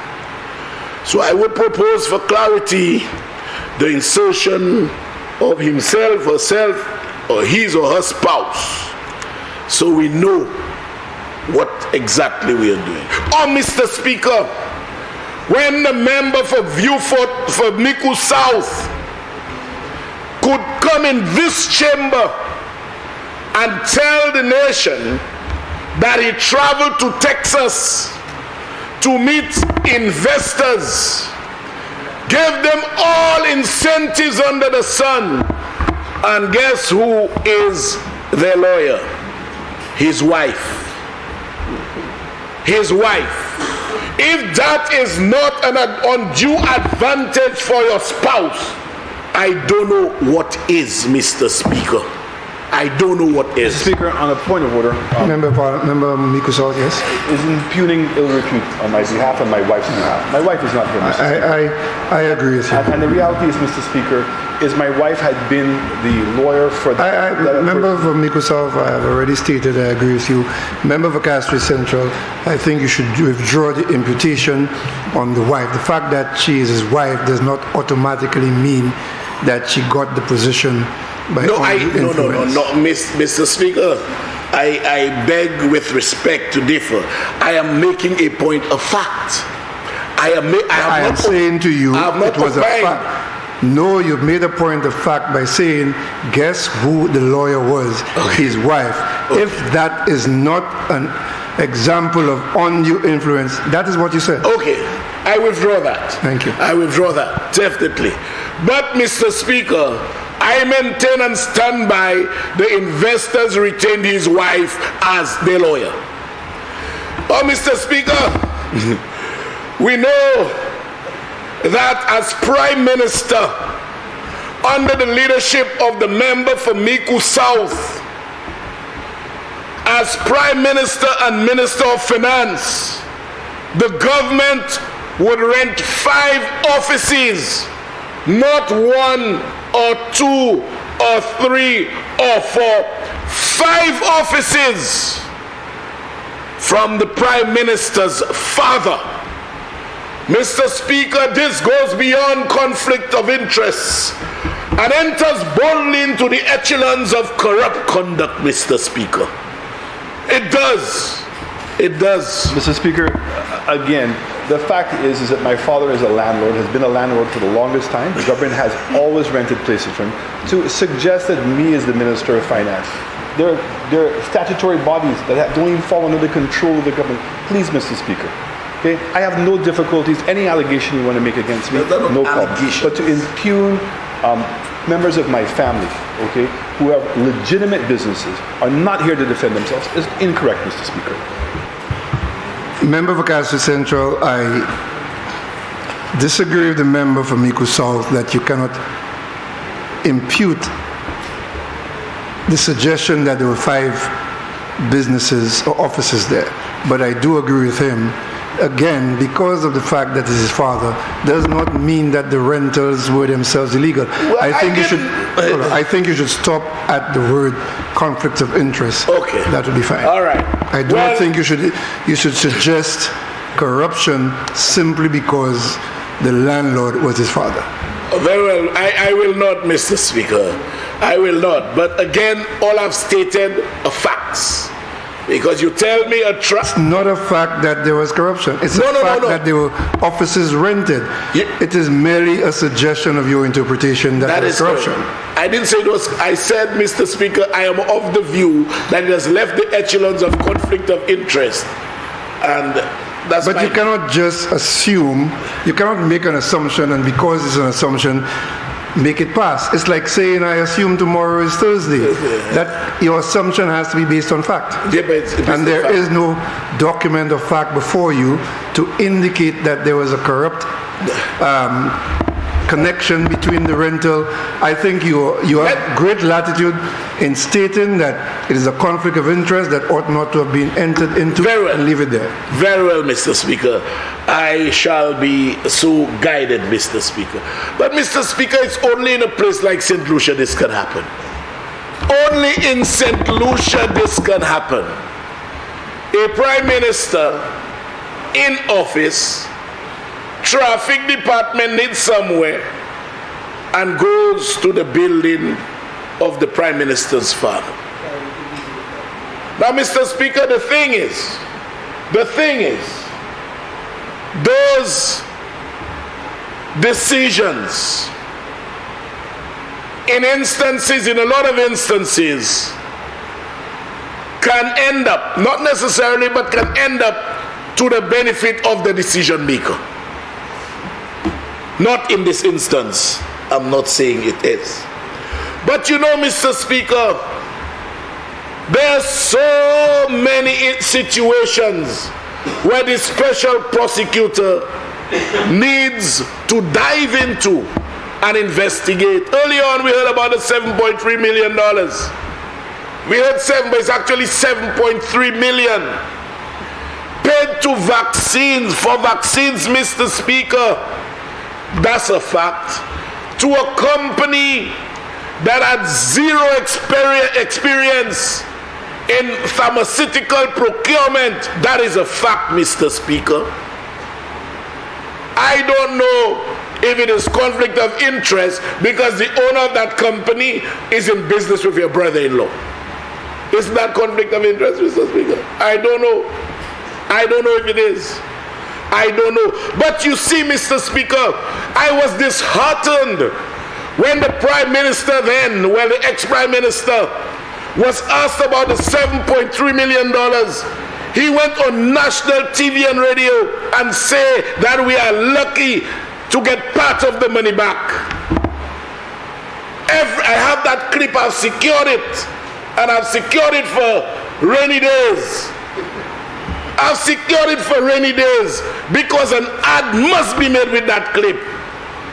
You cannot take the state's money, pay for vaccines which we never got. There is a relationship that existed between those people. And then when the man gives us partial payment, you are bold enough to tell St. Lucians that we are lucky to get part of the money back. Is that responsible management, Is that prudence, Mr. Speaker? That's total disrespect. Total disrespect. And today, this man wants to tell our Prime Minister what he should do to bring reprieve to the people of this country. The first thing he should do is give us back our money. Mr. Speaker, if we look at another definition of corrupt activity, Mr. Speaker, abusing his or her influence to obtain an advantage as indeed for himself or another person. Mr. Speaker, let me say this. And I as well, allowing his or her private interest to conflict with his or her public duties. I made some factual statements some time ago on my show, and I was sued.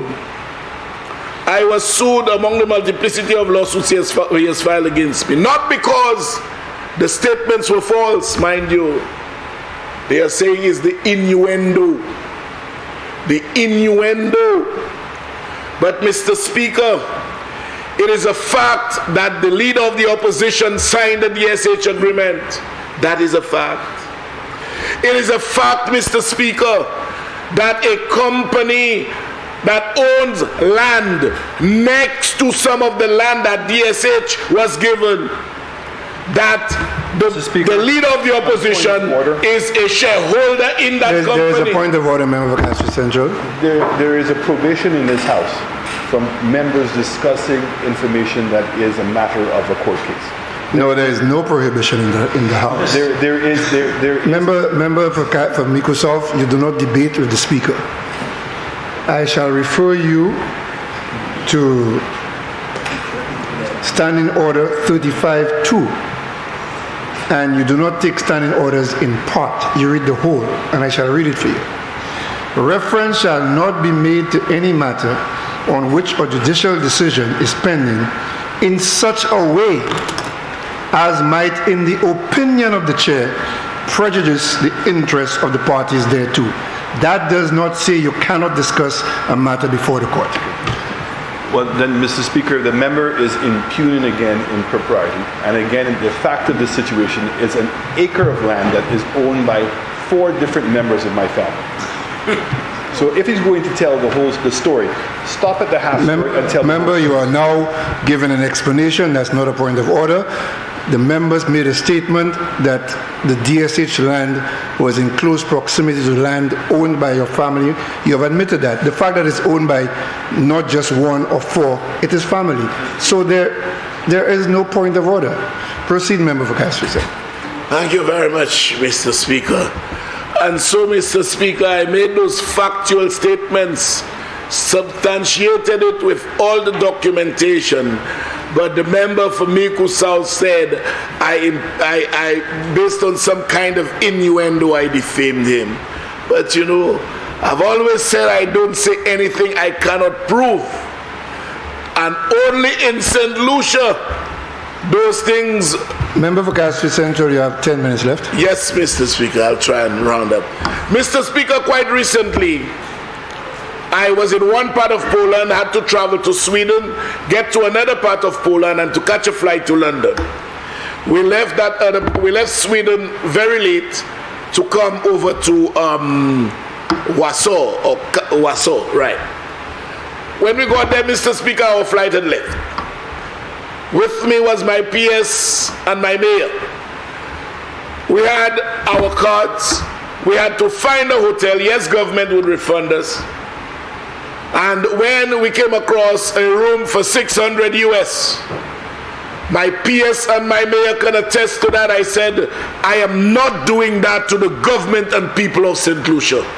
I am not staying in a $600 US hotel. They can attest to it. And we found one about $300 US, and then I settled there. But to hear, Mr. Speaker, that a prime minister, when he was prime minister, once he starts his vehicle at his house, it turns off when he gets back to his house, whole day, wherever he is. When you tell me that you can travel to England and live in a hotel that costs taxpayers £2,000 a night, is that any kind of prudence, man? Laissez lycéens, moi je les obtiens ça. Nous qui te payer gaz là, nous qui payer fuel là, les Miku South c'était premier ministre, les polices là viennent joindre à bon machine qui start là. I can we home pay men with yone bomate say like a switch off. I pay wete ici à 40 nedita machine off because he dit if lay dit the machine toujours fouette. Lay dit that. If you understand, you always want inside cool. Là où dis-moi that premier ministre là quand elle la glité un capot au chambre qui a coûté 2000 pounds, $8,000 par souhait. $8,000 par souhait. Ouais, yo pas aimé ça quand nous gagner élection. C'est pas ça de gagner c'est oui. But yoku la lingba. When you tell me, Mr. Speaker, that you have a prime minister living so lavishly on the public purse, it was time to change him. Mr. Speaker, I want to take a quick look, a microscopic look at St. Jude. You know, I would need a little more time. I want to take a microscopic look at St. Jude, Mr. Speaker. Mr. Speaker, when the last administration won the election, Guy Joseph, the former Minister of Economic Development, equipped with a battalion of police officers, paraded the length and breadth of St. Lucia to take possession of materials that were stored by individual custodians. But he believed, Mr. Speaker, those people were in possession illegally, or there was a certain degree of dishonesty attached to this arrangement. Up to today, Mr. Speaker, the material that Guy Joseph took possession of, the material we saw on TV with the police in the trucks, up to today, Mr. Speaker, we cannot find a grain of sand. All the material have disappeared, Mr. Speaker. Public money is down the drain with no accountability. What is worse, Mr. Speaker? What is worse? Taxpayers paid, Mr. Speaker, money to collect the materials. So we lost the materials, and we paid guys, henchmen, to collect the materials, and we paid them. We paid them. Mr. Speaker, I have a letter dated February 8th, 2017. They had won the election, and that's where they're making arrangements for payment. Please facilitate the payments of $34,297 to Aaron Biru Mabuk and $49,560 to Fimba Curtis Hudson for the transfer of items procured for the St. Jude Hospital, which were being stored on individual sites. Remember, you have 5 minutes left. Give me 15.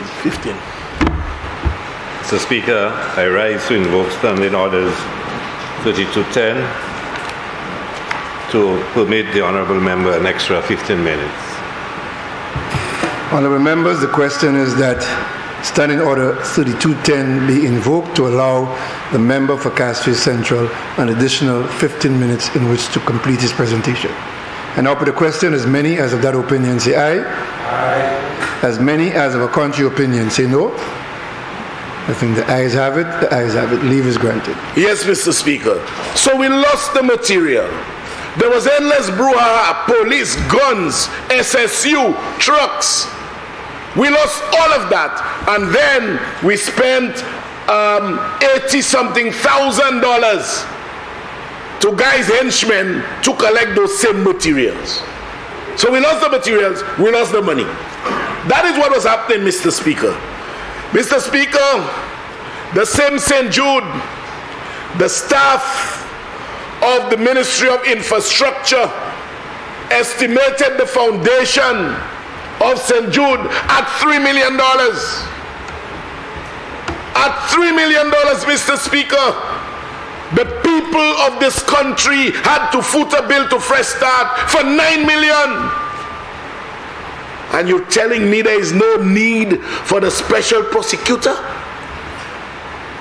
Mr. Speaker, we came when I was given the portfolio of Housing Minister by the Honorable Prime Minister. We found those two agreements, 80-20, Talbot and Shock. Mr. Speaker, we found something fundamentally wrong. But I only now, in fact, we only now realize what was wrong. Because investigations reveal Guy Joseph was on that site 2 and 3 times a day, Mr. Speaker, as though he lived on the site. One needs to ask, as minister, a development is undertaken, why are you there 24 hours a day? You know, and that's what the investigations reveal. So, Mr. Speaker, I'm hoping that the minister's interest in those projects will be revealed by the special prosecutor. And I don't think it will be necessary for this government to handpick any 3 or 4 police officers and place them in the office of anybody. We will do what we have to do in accordance with the law. Mr. Speaker, we cannot continue along that vein. This country has been bleeding profusely from the wounds of corruption. When you tell me, Mr. Speaker, I spoke to him earlier on and he told me anything I want to know, I ask him. My friend Cyril Donnelly, Concreto was given a contract to demolish the buildings at the police headquarters site. Concreto is demolishing, he got paid over $500,000. But whilst undertaking the demolition, Mr. Speaker, he gets a call, Kitesa, another contractor is coming. Another contractor is coming, Mr. Speaker. Mr. Speaker, I have in my possession, and I can make them documents of the House, Mr. Speaker, a letter signed by no other than the member of Miku South when he was Prime Minister. giving not Cyril Donnelly, who had almost finished the demolition, but another company a contract for $850,000 for demolition on the same site. It is dated a couple months before the elections, January 20th, 2021. Request for direct award for site preparation for the police headquarters. Where's the police headquarters, by the way? They built it already? In the process, demolishing custody suites. Custody. Yes, it was paid. I'll show you everything. If it was paid, I'll show you. I have everything, internet, smart stream and everything. All of it was paid. Demolishing custody suites, Mr. Speaker. The largest criminal holding facility in the OECS. This man just demolished it. This man just demolished it, Mr. Speaker. And now we have to spend $3 million to build a new one. And it says here, on the basis of the recommendation from the Permanent Secretary, and in accordance with the powers conferred upon me, and the section of so and so, I, the Prime Minister, approve a direct award to Skelly Construction Services in the amount of $850,000. And then he signed Alan Shasley, Prime Minister. In January of 2021, and when they tell you, Mr. Speaker, you know, the special prosecutor has a lot of work to do because the scope of works includes same buildings and concrete had already demolished for which he was paid. Building A, Building B, Building A, 150,000, Building B, 200,000, Building C, 100,000, Building D, 100,000, Building E, 30,000. Environmental and social health safety, 80,000. Environmental and social health safety, 80,000. So 2 sets of monies spent on the demolition of the buildings up there, costing taxpayers almost $1.5 million. And you tell me there is no need for a special prosecutor? You know, Mr. Speaker, about 5 days before the elections, 5 days before the elections, Mr. Speaker, you will not believe that a direct award was given to Fresh Start for $70 million. 5 days before the 2021 elections. But guess what, Mr. Speaker? When that document hit the hands of the PS at Economic Development, he said, he dropped it like the ball and he referred it to the Attorney General's chambers. And we found it, Mr. Speaker, a $70 million, on top of all what they've already spent, $70 million direct award to Fresh Start for St. Jude. You know, what is this? What is this? You know, and you want St. Lucians to return to that kind of, I will not call it corruption, the prosecutor, the special prosecutor will. What is worse, Mr. Speaker? Guess what? The $70 million had to be paid in 1 year. 1 year. 1 year. At 22 million, 10 million, 18 million, and 14 million. 22, 10, 18, 14. 70 million, 753,654. And guess what, Mr. Speaker? The interest for that year would have been 6.6 million.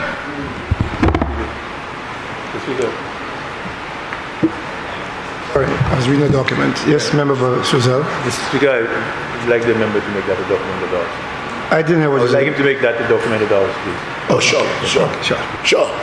Because I know the sad thing is, the member for... Let me just make a ruling on this to make it abundantly clear.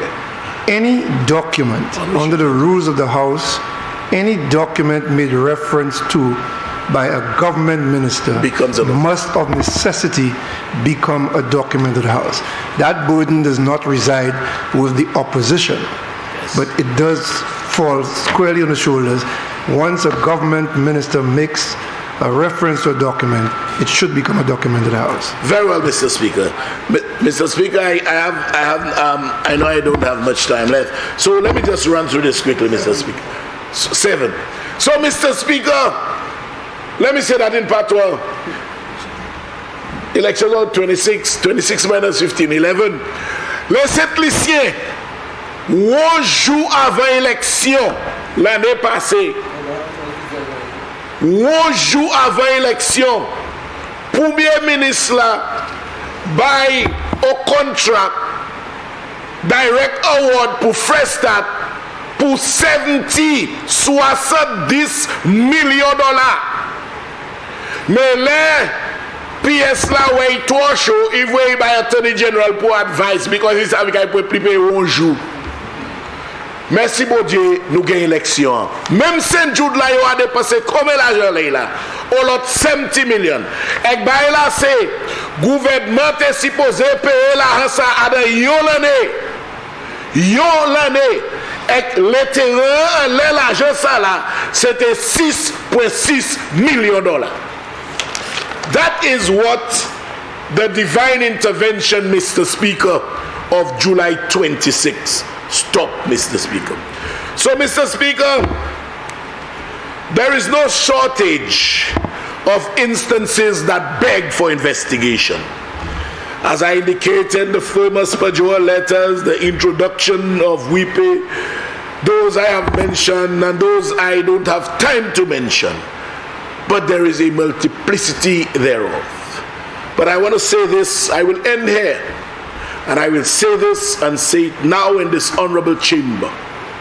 When the special prosecutor assumes office, I, Richard Frederick, member for Castries Central, will be one of the very first to lodge a complaint against Guy Joseph for offering me a bribe of $1 million.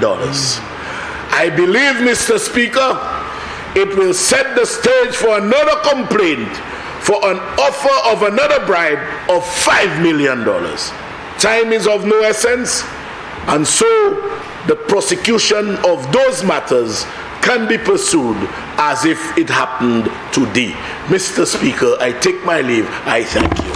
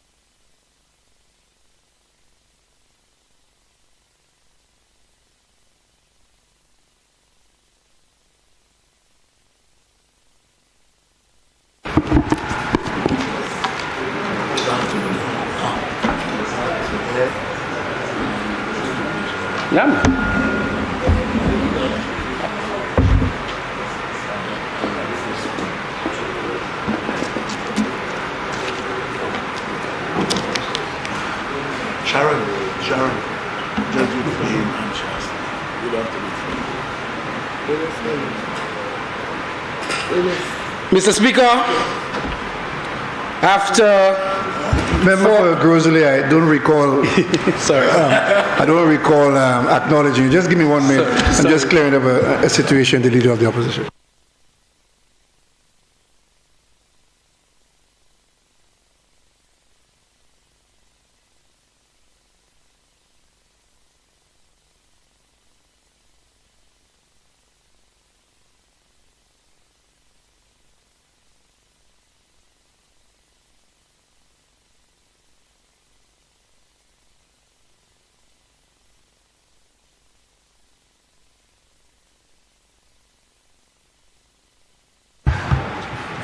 Member for Grosley may proceed.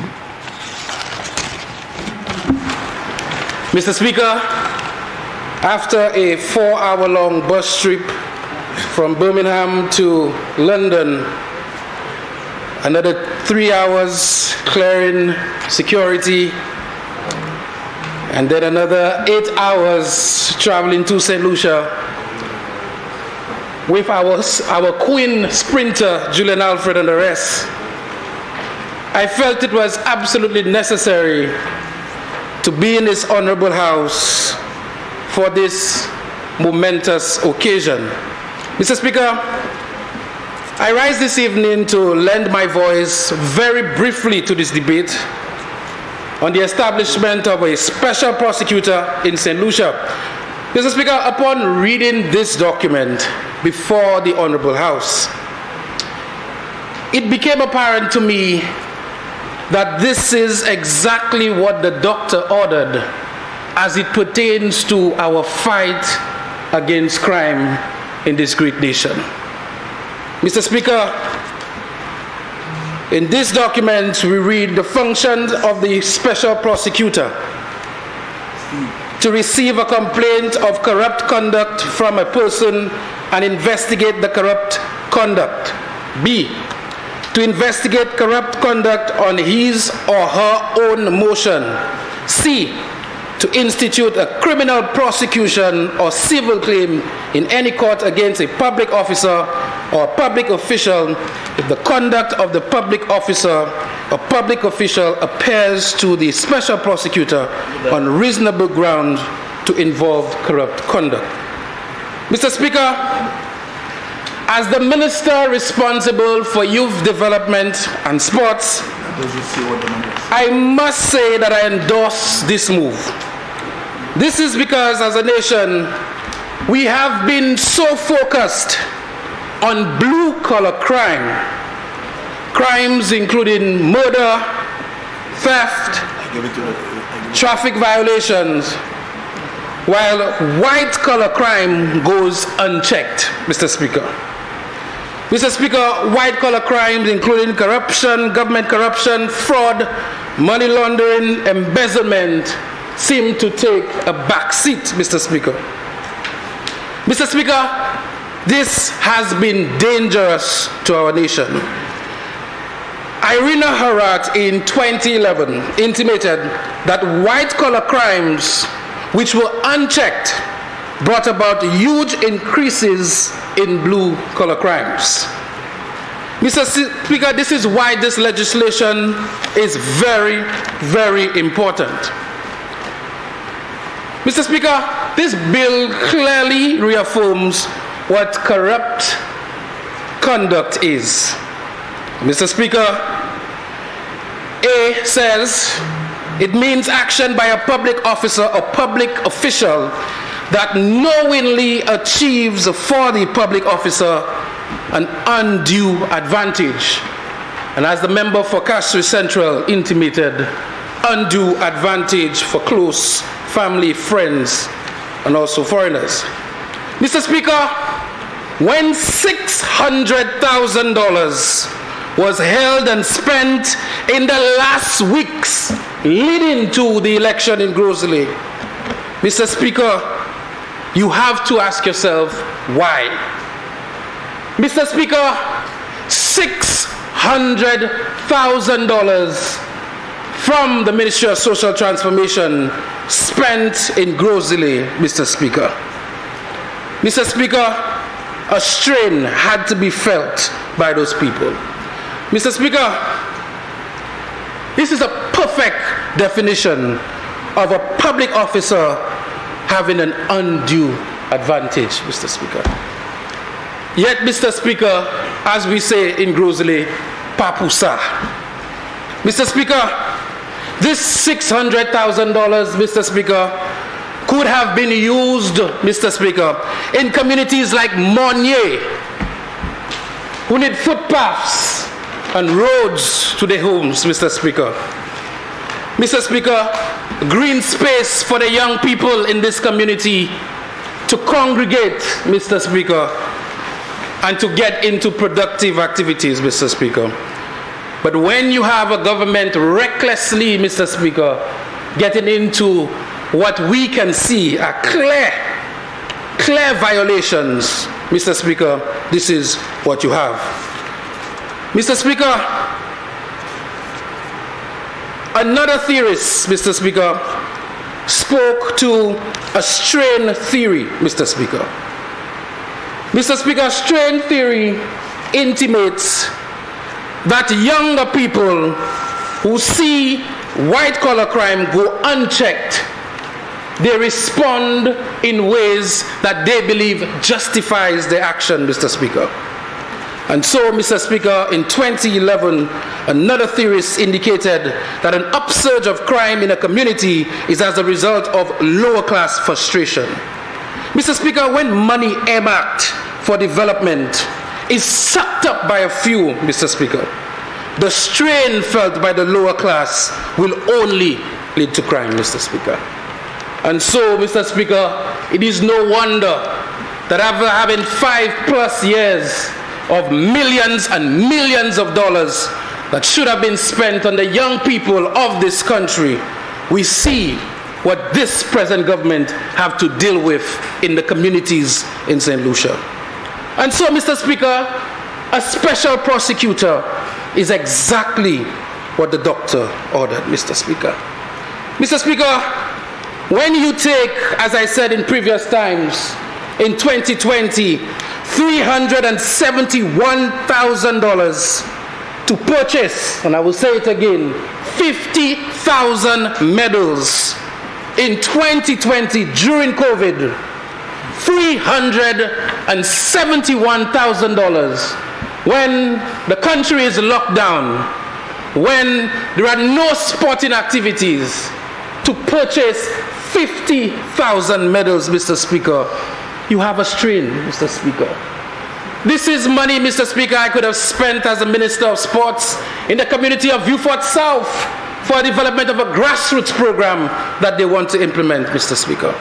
I could have used this in the community of Dennery South, Mr. Speaker, as we continue to strive to find money to build the sitting capacity, Mr. Speaker. This is money that could have been used for grassroots development programs in Moshi, in Grosley Town, in dance and music for our young people, Mr. Speaker. But this money was mysteriously spent in the worst possible time on medals, Mr. Speaker. And so we wonder why we are faced with this huge crime situation in St. Lucia.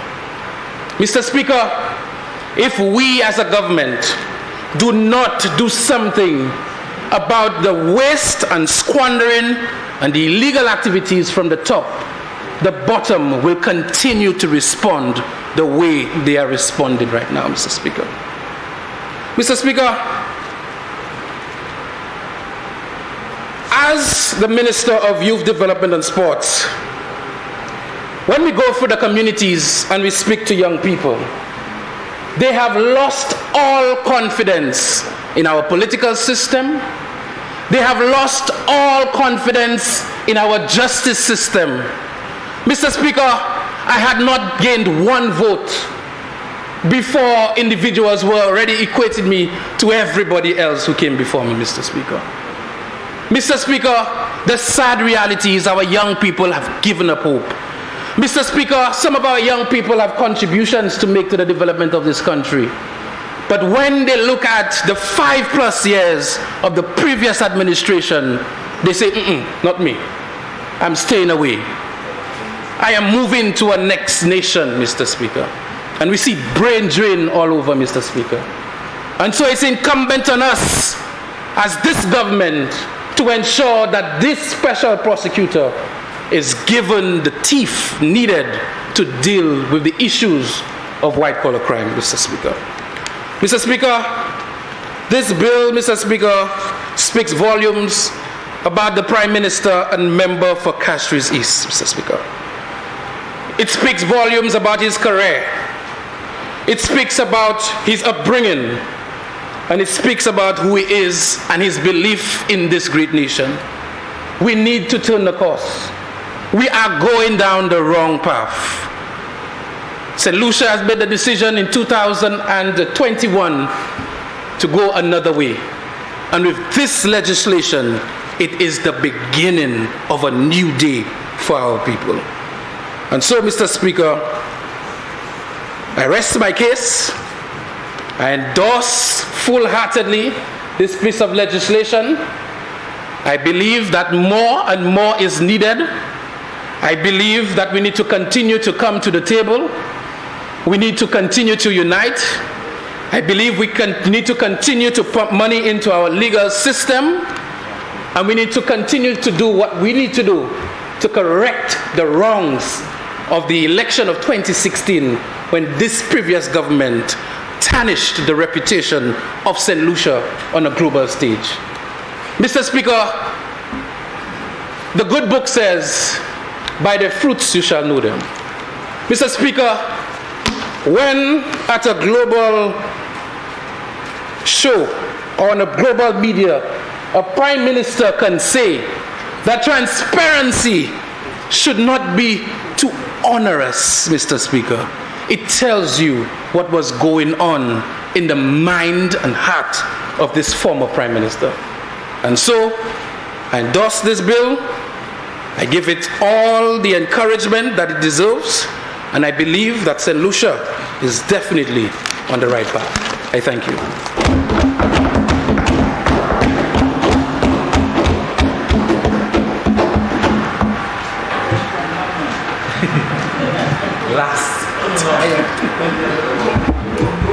I just wish to remind members who contribute that there are 3 former prime ministers in this chamber. And the records will just quote you as saying the former prime minister. You may wish to speak with greater specificity than that next time. The member for Labrie.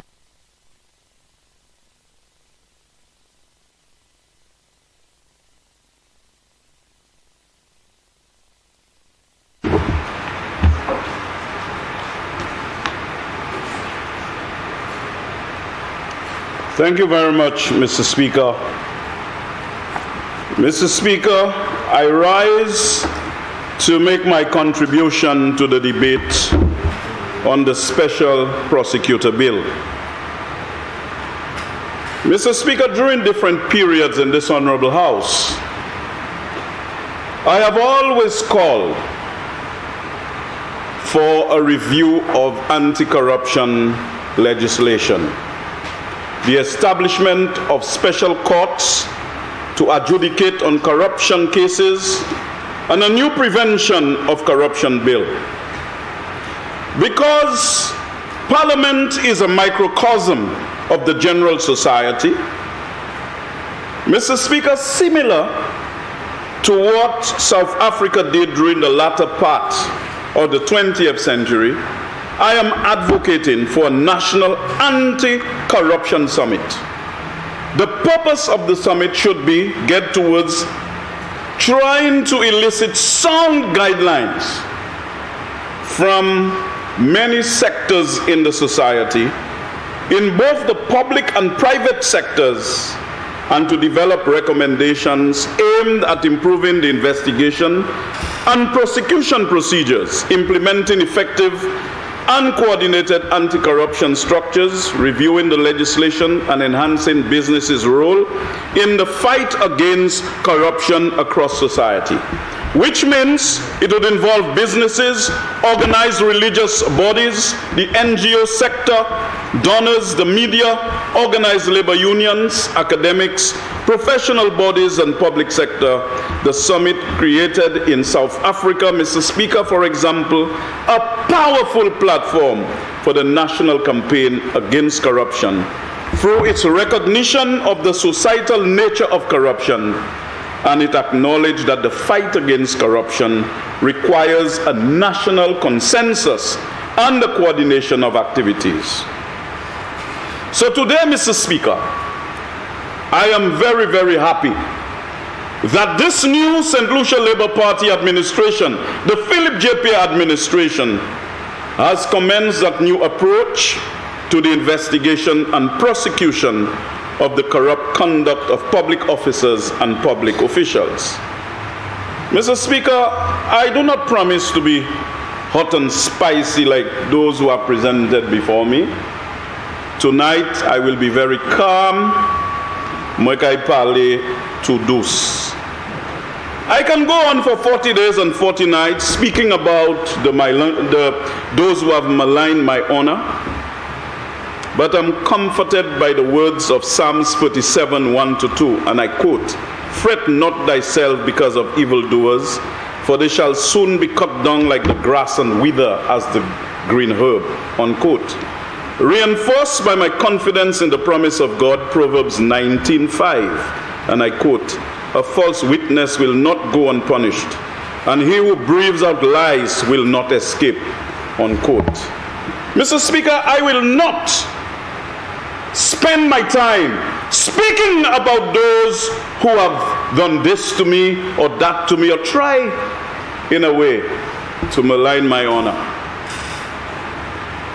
The Prime Minister and the Minister for Finance recently passed a budget in this Honorable House. During the appropriation bill, he accentuated a number of priorities. He crafted a budget to achieve the following objectives: to place the economy on a path of fiscal correction, to ensure the return to macroeconomic stability in the shortest possible time, to provide support to the sectors of the economy that will provide the impetus to sustain economic growth and development, to provide maximum support to the poor, disadvantaged, and vulnerable in our society, to ensure that the resources of the country are spent efficiently and effectively so that the country and the people receive maximum value for the expenditures incurred.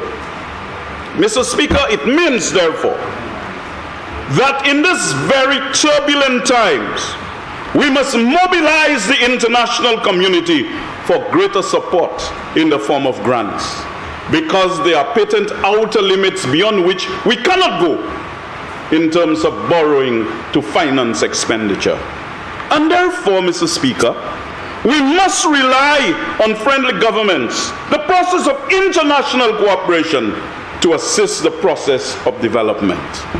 And so, hard-working people all around the globe who themselves are trying to recover from COVID, and of course, the crisis in Ukraine, monies are scarce.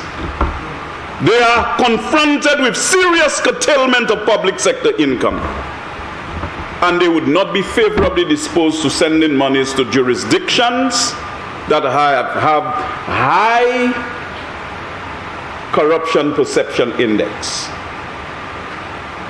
And so we must put our country in a mode for us to mobilize the international community for support, and for them to know that when they send the monies to St. Lucia, it is spent to uplift the people of this country as outlined by the Prime Minister in his last budget address. The purpose of the bill is to provide for a special prosecutor, the investigation and prosecution of the corrupt conduct of public officers and public officials, and the appointment of the special prosecutor.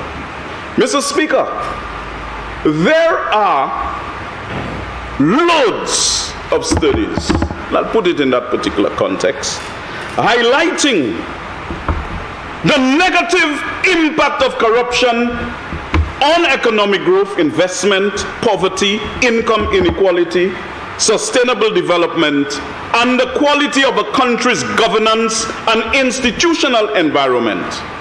There is substantial empirical evidence, Mr. Speaker, that demonstrates that corruption negatively affects long-term economic growth through its impact on investment, taxation, public expenditures, and human development. Corruption, Mr. Speaker, also undermines the efficiency of state institutions and decision-making processes. Corruption, Mr. Speaker, also affects the equitable distribution of resources across the population, increasing, like my sister from Sufre said, increasing income inequality, undermining the effectiveness of social welfare programs, and ultimately resulting in lower levels of human development. This in turn, Mr. Speaker, undermines the long-term sustainable development of a country. Mr. Speaker, in this current environment, where we are supposed to put people at the center of public policy, there needs to be greater levels of intervention to improve the situation in the various communities where people are unemployed. We are still reeling from the banana shock, and therefore corruption bleeds a country of vital resources to help fight crime and poverty and other problems that seem to undermine the true and real development of our country. As I indicated earlier, Mr. Speaker, there are volumes of studies on corruption and its impact on the economy, society, and on the people. Economists have indicated the numerous channels through which corruption adversely affects economic growth. This includes, Mr. Speaker, the following. Corruption distorts incentives, leading to misallocation of resources, as some of my colleagues so eloquently argued during the course of this debate. Corruption distorts talent and resources, including human resources, leading to lucrative, what has been termed rent-seeking activities, or as we say in the local parlance, bobol, rather than productive activities. In this regard, Mr. Speaker, I am aware that we are all familiar with the calypso about wanting to be on some bubble lists. Corruption acts as an ineffective tax on businesses, raising production costs and ultimately reducing the profitability of investments. And 4, rent-seeking behavior is also likely to create inefficiencies, fueling a tremendous waste of resources and undermining the efficiency of public expenditure. Mr. Speaker, some years ago, I made it clear in this House, and I referred to an IMF report that speaks to the amount of money that was being lost through corruption.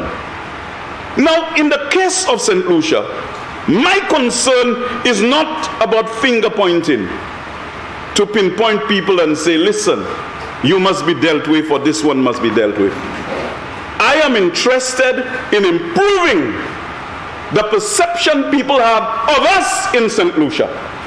Because you see, all this finger pointing, I have never been in it, because I do not want to contribute to those who simply poison the well springs of public opinion, giving others an excuse not to send resources to us because we are the ones busy attempting to point finger and to blame this and to blame that. We must be more patriotic. So let us have legislation where we can investigate and prosecute where necessary. And so it will no longer be about talk and about somebody developing a perception, but doing our business in a way that no one can use as an excuse corruption in our jurisdiction, not to assist with trying to create that improved framework to match our basic need with greater possibilities. The empirical evidence, Mr. Speaker, suggests that corruption reduces the ratio of investment to GDP, investment itself, and retards economic growth to a significant extent. Corruption is also known, Mr. Speaker, to distort the decision processes associated with public investment. Corruption leads public officials to allocate resources less on the basis of public welfare than on the opportunity they provide for extorting bribes such as large infrastructure projects. And we see it in most jurisdictions that the IMF have actually pointed the finger and say that there are elements of corruption. Since most corruption is clandestine, Mr. Speaker, it is difficult to put a dollar value on the effects of corruption on economic growth and development. Notwithstanding the lack of accurate empirical data, it is clear, Mr. Speaker, that corruption has a significant negative impact on resource allocation, resulting in a tremendous waste of resources. Mr. Speaker, it is also clear if we can minimize corruption, then we can increase investment, economic growth, reduce poverty and income inequality, resulting ultimately in enhanced public welfare and sustainable development. Transparency International, which has as its vision a world free of corruption, publishes annual corruption perception indices for countries. And again, the member for Soufrière did allude to it. And there is no need for us to try to refute what is well established in the literature. The Corruption Perception Index computed by Transparency International, Mr. Speaker, ranges from 0 to 100, being 0 being highly corrupt and 100 being very clean. When we left office in 2016, Mr. Speaker, St. Lucia's Corruption Perception Index was 61. The Corruption Perception Index, however, fell significantly to 55 over the period 2017 and 2019, and of course went to 56 in 2020 and 2021, in both years. It means that things deteriorated for us. The perception was not better for us since in the aftermath of the 2016 election. The Corruption Perception Index over the 5-year period of the UWP term shows that the perception of corruption increased significantly by 4 to 5 points on the Corruption Perception Index. What we are doing here is to try to improve that situation so we can mobilize resources. The member from Miku South stands at a point of order. The member is misleading the House. That's not what the information says. We've circulated the document. Again, the member is I don't know what document he's reading. So if you don't know what document he's reading, how are you comparing it to what you have circulated? Well, all I can see is the documents I've presented to the House. Would it not be preferable if you ask him what document he's referring to? We appreciate if the member could elucidate the House on what document he's making reference to. I only know of one transparency report. Mr. Speaker, he can go on the internet, you know. The sites are there. No, the House can't go on the internet. No, but that's where I got it from, Mr. Speaker. But that's where I got the information from. But he's asking that you make it available. Yes, I will. Because he has made his document available for the comparative purposes. Mr. Speaker, he can go to the site. And before, this is not the first time I have actually presented that data in this honorable House, you know, Mr. Speaker. I have presented it twice before. Member Falabri, I understand what you're saying. I'm not here concerned with the member. Mr. Speaker, after my presentation, Member Falabri, please, when I'm speaking. Yes. I am not here concerned with what the member from Miku South wishes for. The point of the matter is, you have made a reference to a document. He has requested to know what the document is. He's entitled to make that request. That's all I'm saying. Mr. Speaker, thank you for your guidance. But I made it clear again. It's on the internet. It's on the website. Transparency, you can just do a simple Google search. A simple Google search. That's why I got it. It's in cyberspace. But remember, it's not fair when it was his turn that we requested not a Google search, but the actual document, which he provided. So it is unfair to ask him to go on a Google search. You have to provide the document he has requested. Well, Mr. Speaker, I didn't print out any document. No, that's okay. You don't have to provide it now, but you will provide it in due course. Yes.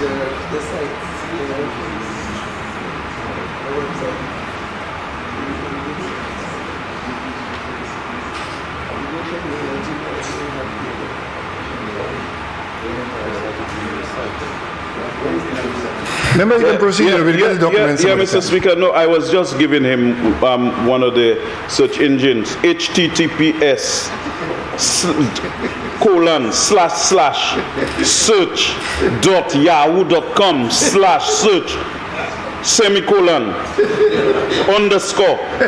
_YLT capital A, small w, R, capital F, CQ, ME1, F, JIGX, MA13, ZXN, YO.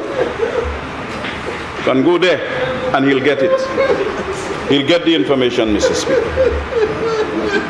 And there is also Corruption Perception Index in St. Lucia 2021. www.statistical.com, statistics 811510. Do you want me to continue with the rest of the sites, Mr. Speaker? Thank you. They have about 352,000 such results, Mr. Speaker. Mr. Speaker, I repeat, when we left office in 2016, St. Lucia's Corruption Perception Index was 61.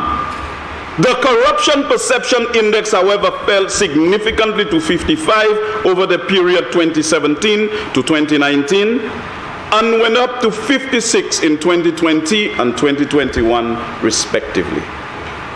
The Corruption Perception Index over the 5-year period of the UWP term shows that the perception of corruption increased significantly by 4 to 5 points on the Corruption Perception Index. These indices must be taken very seriously, Mr. Speaker, as investors check the Corruption Perception Index before making decisions on investing in a country. Conversely, Mr. Speaker, bad investors who are desirous of engaging in rent-seeking activities will gravitate to countries in which the perception of corruption increases. That's all I'm saying, Mr. Speaker. We need to clean up our country to deal with perception. I am not suggesting that anybody in this honorable house is corrupt. That's not my job. The special prosecutor and other legal structures will deal with that. That's not my business here. My business here is if we have a perception index of X, we must improve, Mr. Speaker, so that we can... On a point of order, the member is, what's the word? What's the point of order? Misleading the House. What's the point of order? How has he done that? Okay, Mr. Speaker, we've made this a document of House, which he's not given. In the document, there are 2 numbers. There is what's called your He has already stated he's not quoting from this document. It is a document because... No, you can't say that. He has said it's not, and he said he will provide the document to the House. I have ruled on that. But coincidentally, Mr. Speaker, some of the numbers you're using are ranking here. All I'm saying, Mr. Speaker, when we're quoting this document, there are 2 guides. There is first what your score is, and then there is what your rank But again, member from Mico South, he has not stated he's quoting this document. So how can he proceed to continue if we can't... Because I've given him permission to proceed on the basis that he will provide the document he's quoting from to the House. Yes. If it's wrong, then he will have to answer to that.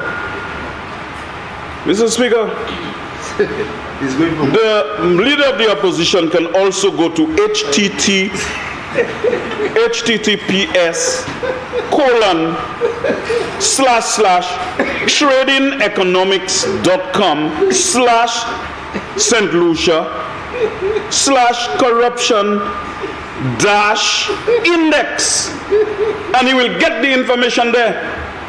Mr. Speaker, I'm not here to play Kashma ball with the minister for the leader of the opposition, you know. I have no time for those games. When I come here, when I give information, I always say where the information comes from.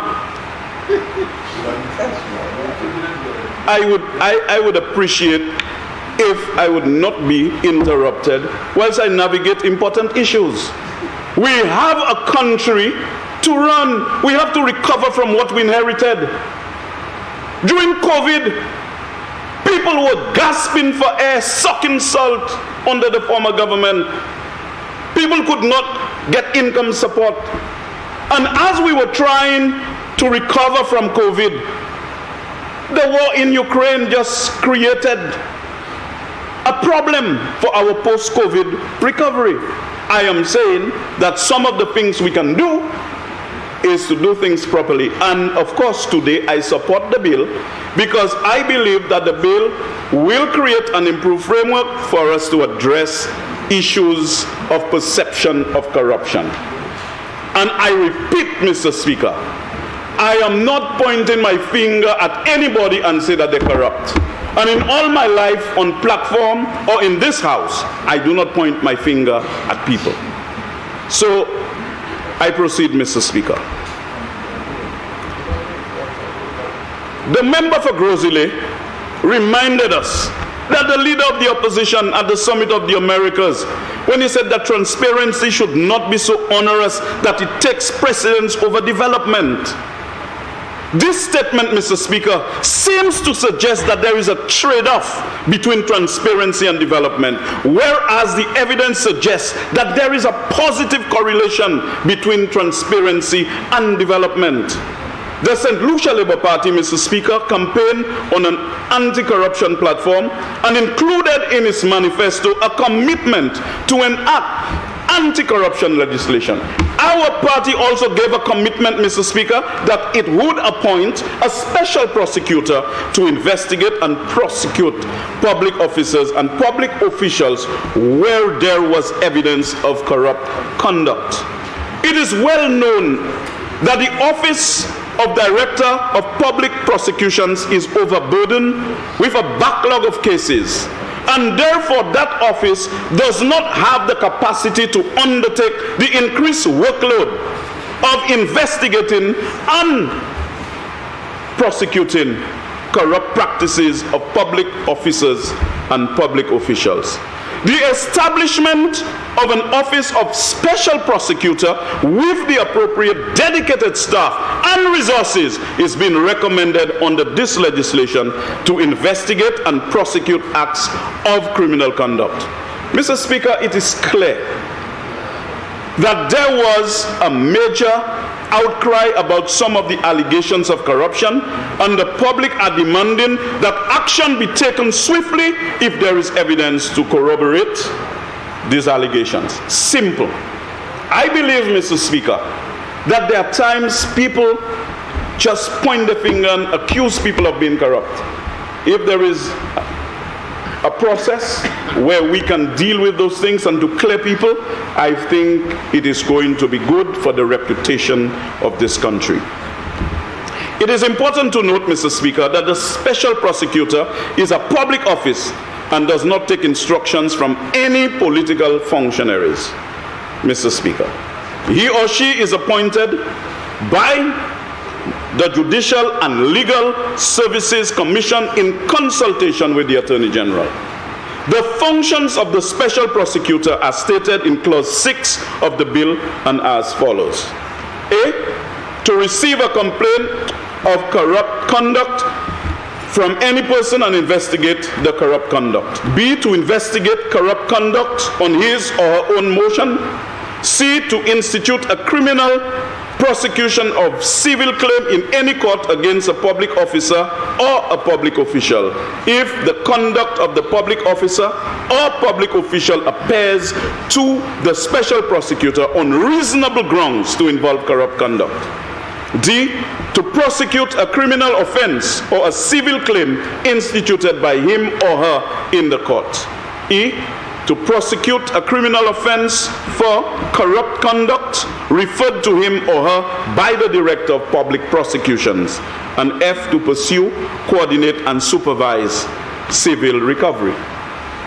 2, Mr. Speaker, the special prosecutor may investigate and prosecute a public officer or a public official for criminal offense or prosecute a civil claim for corrupt conduct committed by a public officer or public official in the course of his or her public office or public duties under an enactment, and for this purpose the special prosecutor is deemed to have the authority to investigate, institute, carry on, or do any other thing and exercise any other function under the enactment.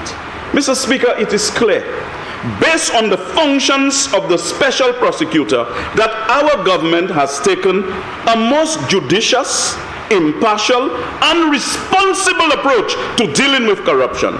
And we are not a government which will engage in a witch hunt or engage in political victimization. This is not the purpose of this piece of legislation to go after anybody. My interest here is to ensure that the allegations are not correct, so that when people want to support our development, they know they are sending money to a jurisdiction that is not corrupt. Mr. Speaker, we do, however, believe that if public officers or public officials engage in corrupt conduct, then they should be prosecuted, as these officers have essentially engaged in diverting resources for their benefit at the expense of the taxpayer. The bill also requires accountability on the special prosecutor to Parliament, as the holder of the office is required to, within 3 months after the end of each financial year, to prepare and deliver to the Attorney General a report of the work of the special prosecutor and the staff of the special prosecutor during the financial year. The Attorney General shall cause a copy of the report to be laid before Parliament. Mr. Speaker, corruption is a very serious issue, as it effectively undermines economic growth, development, and deprives the state of much needed resources that can be used for education, health, fighting crime, and reducing poverty and income inequality. We must send a strong message, Mr. Speaker, that corruption is bad, and public officers and public officials who are found guilty of engaging in such practices should be punished. So, Mr. Speaker, as I close, I want to accentuate that for me, as a member for Labrie, for me as the Minister for External Affairs, I am interested in this piece of legislation to improve the perception people have of us in the outside world. We cannot rely on St. Lucia simply beautiful, where people will say, oh, St. Lucia is a beautiful place, I'm going to send resources to St. Lucia. Nous savons nous c'est wa vet Liverpool, nous ne pou mettez affaires nous en ordre. We must give nobody any excuse to point at our country and say our country is more corrupt than other countries, or our country is corrupt. Because, Mr. Speaker, I do not embrace the view that we are out of the ordinary in any situation of corruption. We just have to ensure that we can prove to the outside world that we're not a corrupt jurisdiction.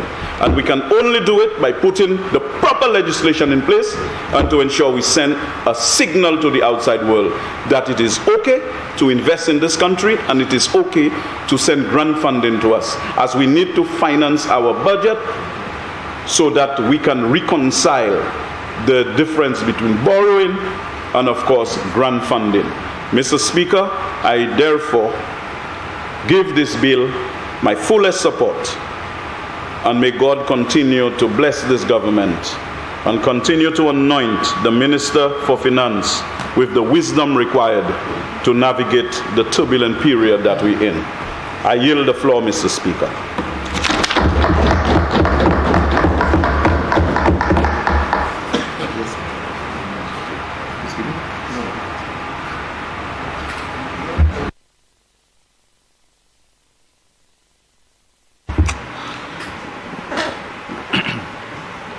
Prime Minister. Thank you very much, Mr. Speaker.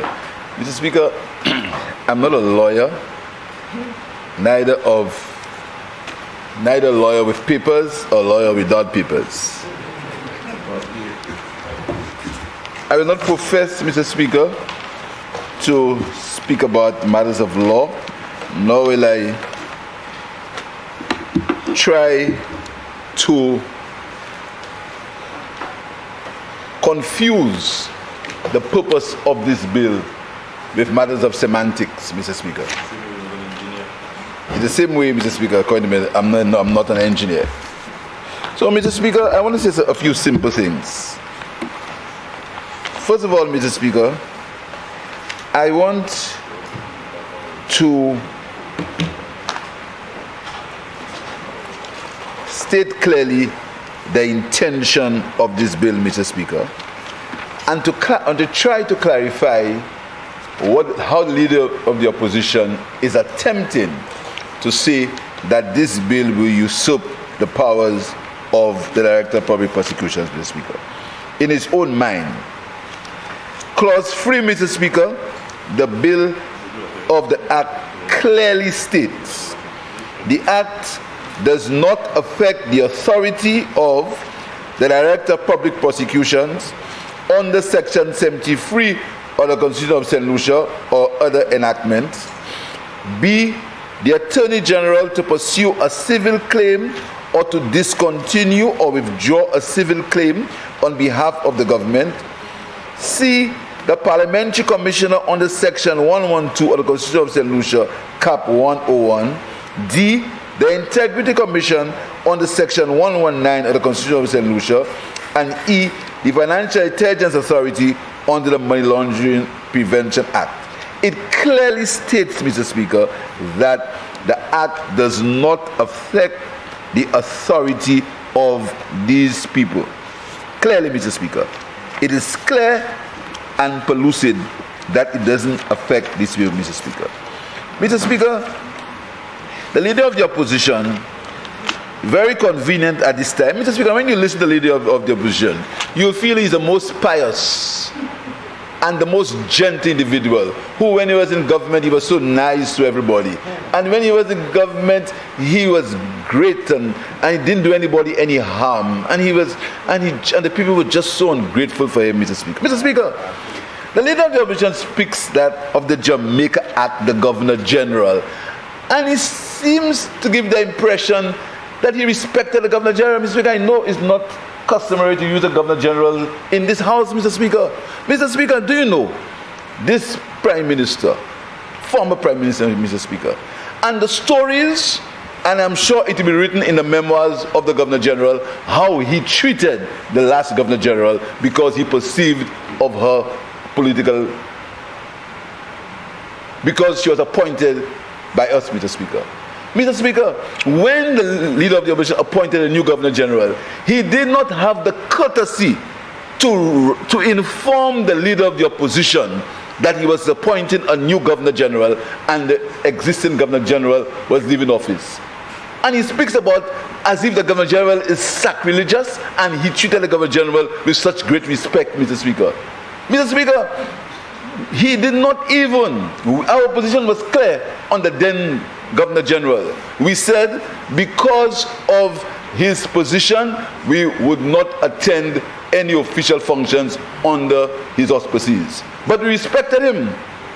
We respected the office of Governor General, Mr. Speaker. So when the Leader of the Opposition comes and pretends that he was so nice, and because the Jamaica Act under a particular section speaks to the Governor General being involved, that makes the act so different and transparent than our act. This is, as a friend of mine would say, hypocrisy.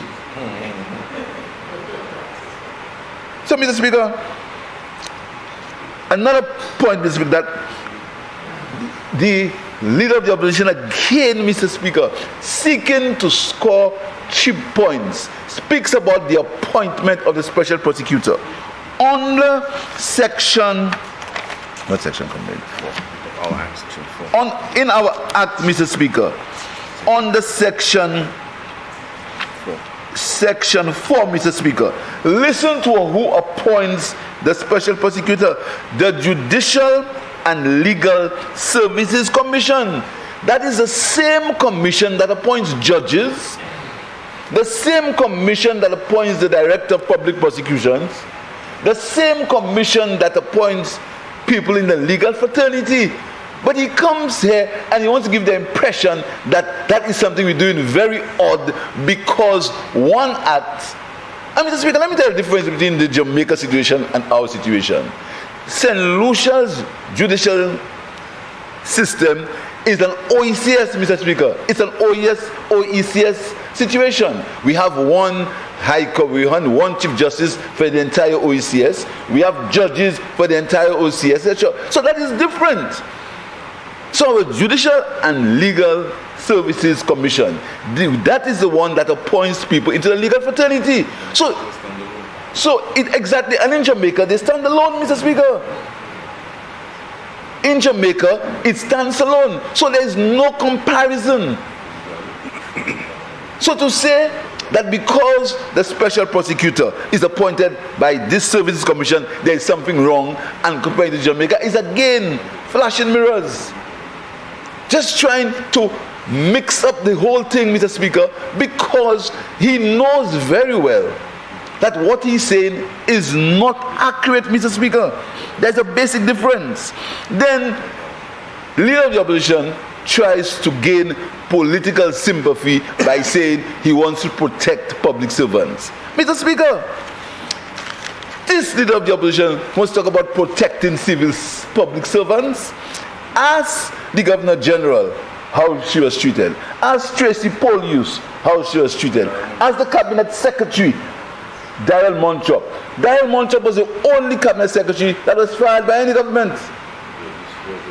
In the history of St. Lucia, there is no Cabinet Secretary that was treated how the leader of the opposition treated Daryl Montrop. And today, that case is in court, and the taxpayers are the ones who have to pay the legal fees involved, Mr. Speaker. And the leader of the opposition speaks about public servants. As permanent secretaries, how the leader of the opposition treated him when he was in government. As members who were in the embassies, the people who represented us overseas. Up to now, we have claims against how the leader of the opposition treated these people when he came into government, Mr. Speaker. Look at our record. Look at our record of treating public servants. In fact, some of the critics, I think the member of Kashi South said so, some of the critics of our administration, they say we've taken too long to change. But I tell my colleagues, we must exercise temperance, we must exercise maturity, because one day you are in government and the next day you can be out of government. That is the basic mantra on which we run this country. So we try to administer this country so that we can live in it when we are in opposition, if we ever get there, Mr. Speaker. So when the member speaks to public servants, you'd believe he's a darling of public servants. There's the same member who said to public servants, that's not your business. The same member. Ask the member how he treated people in the police service, in the police force. Okay. Look at how he treated them. And you talk about public servants? The history. And he believes that the people of St. Lucia are going to forget. Mr. Speaker, a fundamental difference in our acts, and which the leader of the opposition knows. He knows very well, Mr. Speaker. It speaks to how a complaint can be made. And it says anybody. So it's not political. He gives the impression it's a political witch hunt. It says anybody can bring a complaint against a public official. Anybody, Mr. Speaker. But it also says that the complaint must not be frivolous, and the special prosecutor has a right to say this complaint is frivolous, Mr. Speaker. Mr. Speaker, again, trying to make a point that doesn't exist, Mr. Speaker.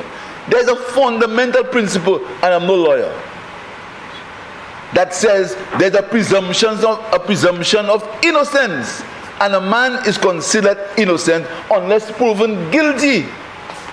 So how can the leader of the opposition out of the blue say that this special prosecutor, it makes you judge, jury, and executioner? The logic doesn't make sense. How can a special prosecutor be judge, jury, and executor? And how can it not possible, Mr. Speaker? Mr. Speaker, again, I'm not a lawyer, so I'm down to talk. I want, on the advisement from the Attorney General, to quote from a case, and I know you're very familiar with that case, Mr. Speaker. I know, Mr. Speaker, because your knowledge of the law is how you describe it? It's extensive. Thank you very much. So I know you'll tell me if I'm wrong, Mr. Speaker. And I'm quoting from, I'm not a lawyer, so. And I'm quoting from the case. Commissioner of Police and other appellants versus Tedroy C.O. Benjamin, respondent from the Court of Appeal of Antigua and Barbuda. The leader of the opposition said only the Director of Public Prosecution can bring a case against somebody. That's what he said. Listen to what the learned judge said. That's all right, Lucia? The learned judge, thank you. Listen to what the learned judge said, Mr. Speaker. The learned judge said,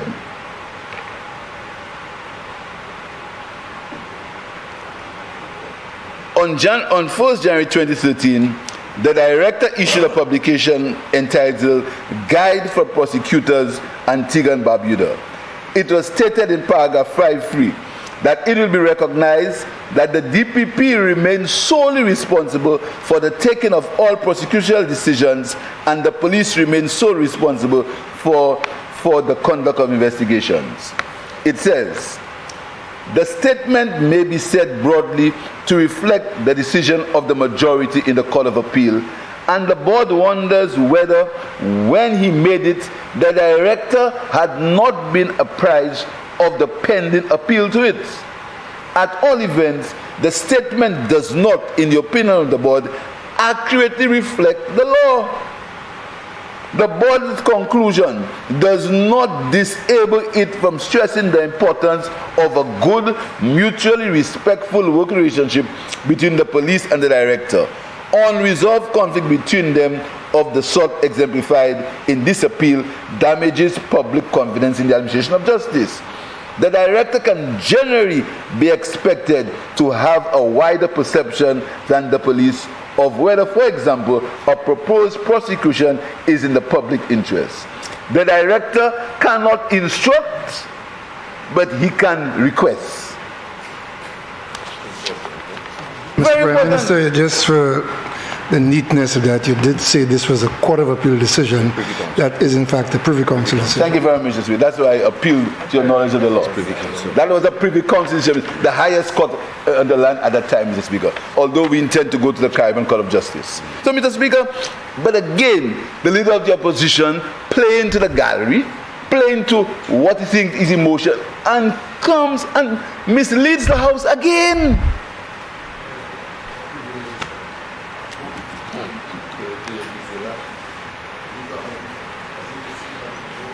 Mr. Speaker, I spoke earlier about the presumption of innocence, Mr. Speaker. Mr. Speaker, again, the leader of the opposition gives the impression that once a special prosecutor gets a case, the person will automatically go to jail. In fact, there are some cases that the person should. But, Mr. Speaker, again, there is a judge. And the bill, the act says that the case will go to a judge where there's a presumption of innocence, Mr. Speaker, and the judge and the jury will come to a decision.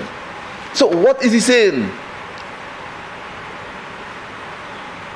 What is the point? What is the point, Mr. Speaker?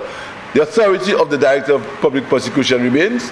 The authority of everyone else involved, everyone else involved in the process, the authority of these people remain, Mr. Speaker, the Attorney General, the Parliamentary Commissioner, the Interior Commission, the Financial Intelligence Authority.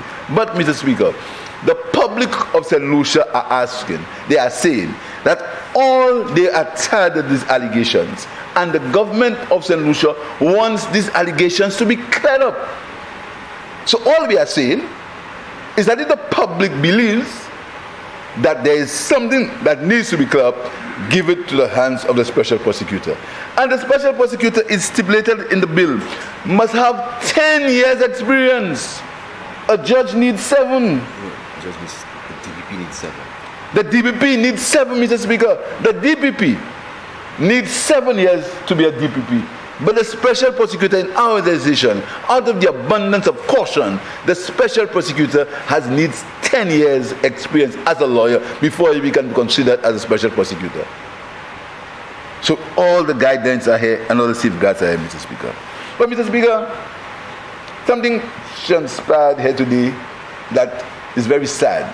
You see, Mr. Speaker, in this politics, and I've been there for quite a while, Mr. Speaker, the people of Cassius East have allowed me to represent them for 25 years, and I thank them for that. I thank them deeply and immensely for that, Mr. Speaker. Mr. Speaker, so you cannot say that I know a little bit about politics, Mr. Speaker. But Mr. Speaker, if you have so much evidence that is pellucidly clear about a member of this house, you are the Prime Minister, you take it to everybody you can, and no one can say what you're saying is right. Something is wrong with you. Right or wrong? Simple logic. None of us, we ever came here and pinpoint on somebody and say all kinds of things about him or her and do nothing about it. But you took action. You went to court, you went to the customs, you say you went to the audit department, you went to everybody you could. Why was something not done? Why? Something doesn't make sense here, Mr. Speaker. Something doesn't make sense here. Something, Mr. Speaker. I would hate to believe that this vindictiveness is so ingrained in the leader of the opposition that even after his loss, he hasn't admitted and say, mea culpa, mea culpa, mea culpa. It's sad, Mr. Speaker. It's sad. And he comes with these false faces and these girls that laugh, giving the impression that he has no anger, Mr. Speaker. Mr. Speaker, the venom that the leader of the opposition treats the government, Mr. Speaker, is clear. So, Mr. Speaker, we are saying that we want to have a transparent government. We want to have a government where the people have a say in the runnings of the country, and the people can determine if something has to be investigated or not. But out of the abundance of caution, we want the person who is investigating it to be above board, to be experienced, and to be able to cast a proper judgment, Mr. Speaker. There is nothing to hide in this bill. This bill affects us just like them. It affects all politicians. And in cabinet, we said to the members of the cabinet, Mr. Speaker, that this bill is a serious bill. That is why we circulated this bill. How many weeks? 3 weeks? Yeah, 3 weeks or more. More than 3 weeks, Mr. Speaker. This bill was in the public domain for the public to read, and for the public to understand what we were facing. We did not come in and pass this bill through all the stages. We allowed this bill to be circulated in the community, in the country, throughout the world for people to see, Mr. Speaker. So, Mr. Speaker, it is because we want to raise the level of governance in this country. We want to give St. Lucians something to be proud of. When I never want St. Lucians to have the perception that a government is so corrupt that anything that the government does, it is questioned, Mr. Speaker. Mr. Speaker, there are certain things that we have to question. And you can talk about misjudgment. Why would a government come into office and find a PPP arrangement for an airport that is all but signed and abandon that arrangement when the entire financial world says to you that is the way to go? Even now after COVID, it says to you, you abandon it. And the first thing you do is you abandon it. You ask to, okay, you want to abandon it? Let us supervise it for you. You said to the IFC, no.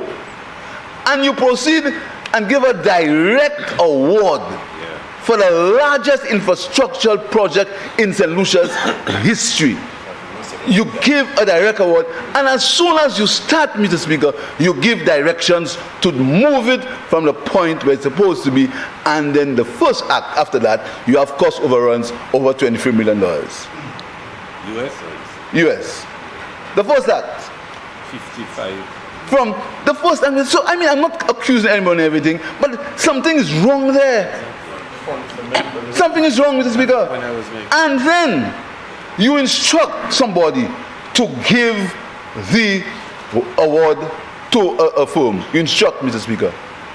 Secondly, why would a government come into office and find the Grosley Castries Highway signed and funded by the Kuwaiti Fund for International Development?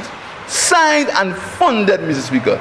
The only reason why these roads did not start, because the then Minister of Finance thought that the tender documents for the secondary roads, there was too much of a wide difference between the largest tender and the smallest tender. Why would the government abandon it? Decline alone. I was called at home by somebody from Kuwait because they thought in St. Lucia we had a system of handover, and when there was gentlemanly conduct between the government and the other government, they called and they said to me, "What are you doing?" I said, "Doing what?" Because at that time they were looking to do whatever they could do with me because I'd lost elections. He said to me, "Why are you all abandoning that? What are you all doing that?" He said to me, let me say something for you. He said that the government of St. Lucia had cancelled the loan. They cancelled a loan that was ready to start the construction of the secondary roads in the Grosley Highway. Look at what you have in Grosley today, Mr. Speaker. And then, a year before election, you want to build a little section of it for $15 million. A year before election. But you cancel the loan, Mr. Speaker. Why? I'm not accusing anybody of anything. Why would a government come into office and find OPIC had approved a loan to improve the Millennium Highway? Approved to improve the Millennium Highway, Mr. Speaker. You abandon it, you stop it, you cancel it again. And you take money from a fund that this government had earmarked to build the Chemin Royal. Why? Why would a government come into office and find the development of a hotel, the Range Hotel, ready to go? That hotel has been built in Dominica and St. Kitts.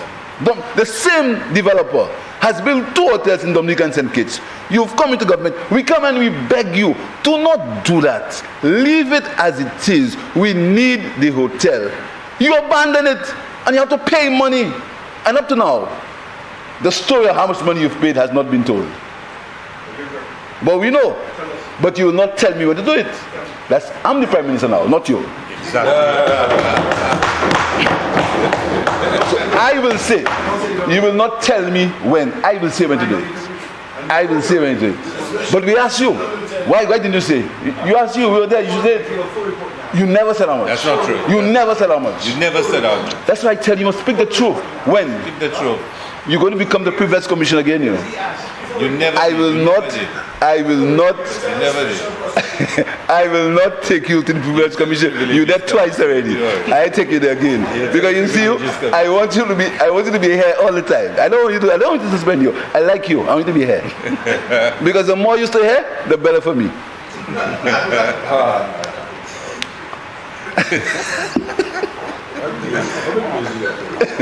So I want you here. I want you here. If you are so great, you wouldn't be there. So, Mr. Speaker, you abandon it. You abandon the Range Hotel. You abandon it, Mr. Speaker. You understand? Because up to today, why would you abandon a development of a hotel like that, of that nature? We begged you. So you can't say we were against development. We begged you, Mr. Speaker. Why will you come into office and find the Soufrière Square near completion? You stop it. You leave it there for about a year. And you just so. I mean, something must be wrong, Mr. Speaker. Something must be wrong. And I am not accusing anybody of anything. I'm saying something must be wrong, Mr. Speaker. But Mr. Speaker, this bill also speaks to how government funds are used, misbehavior in public office. Because we are told, Mr. Speaker, listen to that. The Electoral and Boundaries Commission makes a ruling on the boundary delineation in this country. All the members of the commission, and I ask my colleagues to guide me as I go. All the members of there are 5 members of the commission. 2 government, 2 opposition, and the speaker. Right, Mr. Speaker? 5 members of the commission. Every member, 5 or 4? 5. Every member signs on the bottom line that they agree the delineation of the constituencies. Because it's agreed that one constituency cannot be grossly, cannot be as large as it is, and then as small as it is. So it's agreed, and everybody agrees that the constituencies need to be changed. They sign upon it. They sign. A member of the government, is the government or the opposition? At the time, the opposition. It was the government. A member of the government objects, or the opposition at the time objects, and says because it will make him lose his seat, but he lose anyhow. Yeah. Because it will make him lose his seat, he objects, Mr. Speaker. The matter goes to court. The member loses. He loses both counts. He loses the election and he loses the case. And the government is called upon to Prime Minister, just a point of correction there. The case was actually never heard, which is the point of the consent order. Of the consent. It was never heard. But yes, the question of the removal of Anthony Astafan did cause an order of cost against the claimant to be paid to the commission. But the case was not determined. Thank you. Well said, Miss. Well said. Well said. You get no cover, Chief. You have no cover there. You have no cover. The point I want to make is that because of that action, the government of St. Lucia may be called upon to pay nearly $1 million worth in costs. That is the point. That's the point. That's the point. So all around, you see, I am no lawyer. I'm not going around anything. I talk about pure and brutal facts. Because of that action, the government of St. Lucia may be called upon to pay over nearly $1 million in costs from the taxpayers of this country, and you talk about VAT.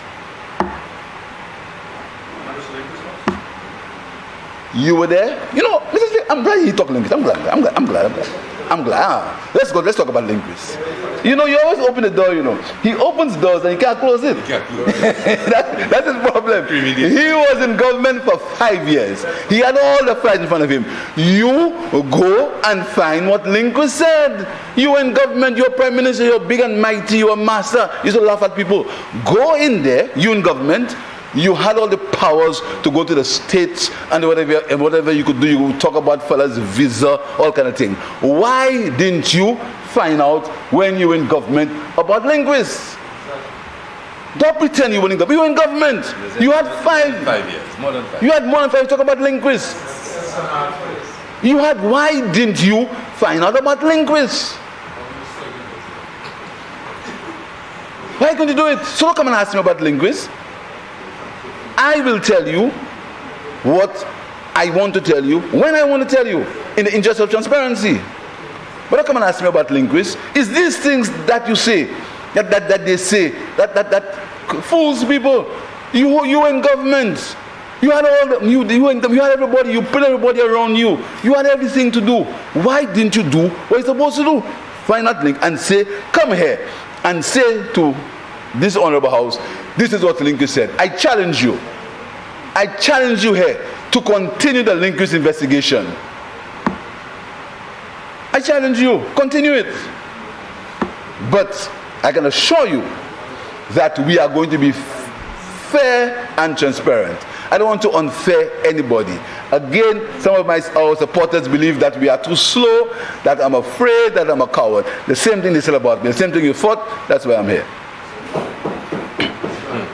But it's not a matter of being afraid or being a coward. It's a matter of being principled, it's a matter of being disciplined, and it's a matter of giving each man a chance to live in his own reality. And the integrity of the office of Prime Minister, which I refuse to bring into any disrepute. So I will never initiate any investigation against anybody, not me, unless I'm advised and unless there is proof. And that is why you make the point about 1 year. As a second time I've heard you say that. 1 year, you're left for 1 year.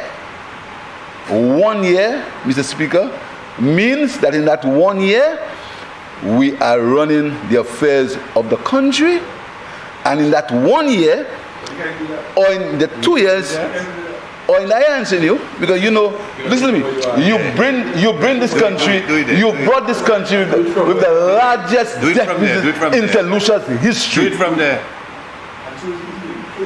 Tourism. Today, Fantastic job. Today, one hotel, you have built one hotel. Amazing job for sure. Look at the arrivals. Yeah. You are a tourism guru, you have built one hotel yet. Me? I am a learner. I'm a learner. You the guru. You lose. I'm a learner. And a learner doing better than you. Mr. Speaker, not even, I mean it's very sad, eh? Very sad. Not even figures the leader of the opposition wants to agree with you. I mean, it's a sad situation. I've come here and I've said, when things happen, I've said yes. Not even figures. Today there were 1,470 visitors in St. Lucia. Tuesday, 1,470 people came to St. Lucia. Today, on Sunday, there were 1,700 people came to St. Lucia. I mean, you must give Jack when his jacket. I mean, how can you could not find the hotels? More hotels. Yeah, exactly. You see, you want to go. You see, you want me to give him a history in tourism now. Yeah, exactly. You want me to get a history in tourism? What you did? What hotels? Nothing. What you have been saying? Nothing. You're a snake oil salesman. That's what you are. You snake oil salesman. Just talk. That's why you are where you are. You could never reach there. Never. You even fake a degree at university. You know, even a degree you fake probably. Once it outside? UDC, University for Dumb Children. University of the Chef Columbia. Mr. Speaker, I don't know what.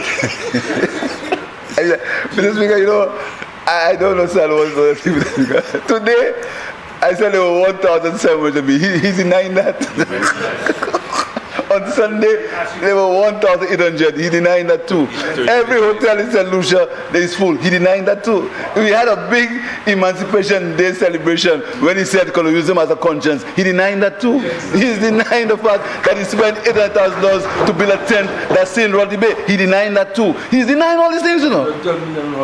He's denying the fact he hasn't built one hotel in St. Lucia for next, whether he was the Minister of Tourism or Minister, Prime Minister. He's denying that too. Oh my God. You denying everything, Chief? And you calling people liar? You denying the fact that you told the Americans that you're going to have $1.5 billion of investment in the next year? You denying that too? You denying the fact that you said you're going to be 23 islands next year? You denying that too? You denying the fact that you said the Port of the Caribbean will have 800 people working by the year 2019? You denying that too?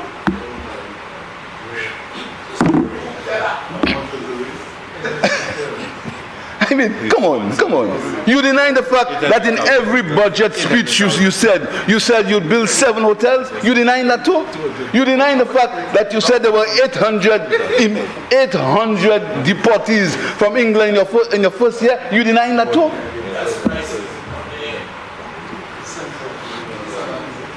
Let's finish that. You denying that too? You denying the fact that you said you signed the paper for the price of gas to go along immediately? You denying that too? You denying the fact that you said you agreed with France to send bananas to France on the first week? You denying that too?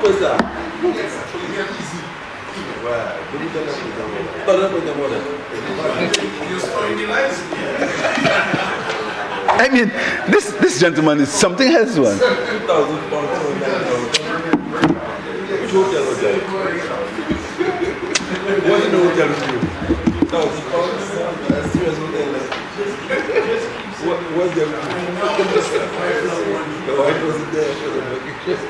And Steven talking, sir. Steven talking, sir. The library ever open yet?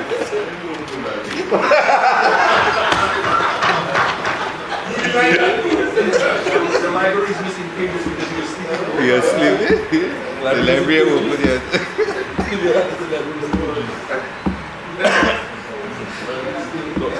Don't wake him up.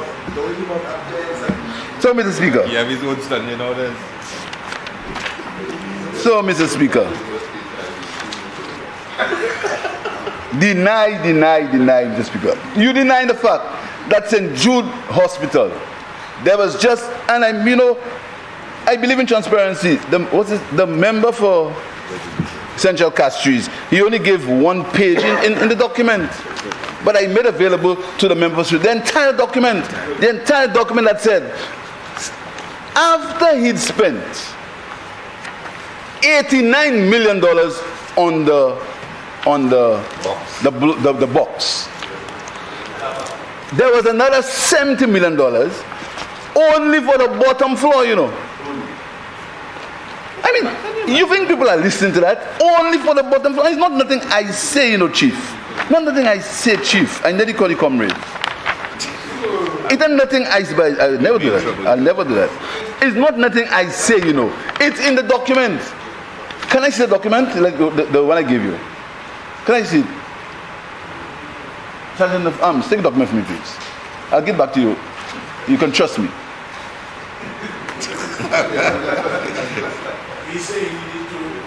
I'll get back to you. Because Mr. Speaker, the leader of the opposition wants to open the door. Thank you very much, sir. 15th July 2021. The Department of Economic Development is in receipt of a draft finance agreement for the St. Jude Hospital reconstruction project from, now I don't want to mention the company's name. I know my style. I don't want to do it. Because, as the member of Kashi South, you see anybody that bluffed the government, I vetted them, Because the government, if a prime minister can allow a businessman to bluff him and take a bribe, it's his fault. So I don't mention nobody's name. I don't mention people's names. We will be grateful if you'd review and provide feedback on the same at the earliest. Bill finance agreement between the government of St. Lucia and the company for the construction and finance of the St. Jude Hospital in O'Shea. Listen, Mr. Speaker, all the terms are there, works, blah, blah, blah. And you see, Mr. Speaker, and tell people the hospital will finish in 6 months. We'll have a brand new hospital in 6 months. And I heard somebody who is most famous for losing elections make the echo, yes, you have a new hospital in 6 months. 6 months. Listen to the second schedule. The works. The works involve the construction of post-structural frame elements, which entails architectural, mechanical, electrical and plumbing, as well as civil and side works. These elements will be incorporated into the finished frame in order to bring the structure of St. Jude into use. See description of the first schedule. Works contract. The works are captured in 2 works contracts awarded to the company. Architectural works and transition costs to bring the ground floor into use. The ground floor. And you tell people, if you have a brand new house in 6 months, the ground floor. The fourth schedule. The client agrees to enter into a payment plan and therefore agree to settle the financial obligations of the company over a period of 1 year. A payment plan over a period of 1 year from the date the works are completed, Mr. Speaker. And listen to it. Architectural works. What's the meaning of that?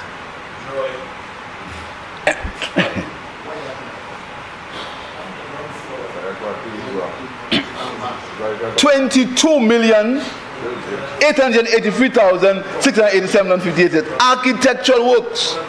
Ground floor works. 44,143,951.21 cents. Subtotal works.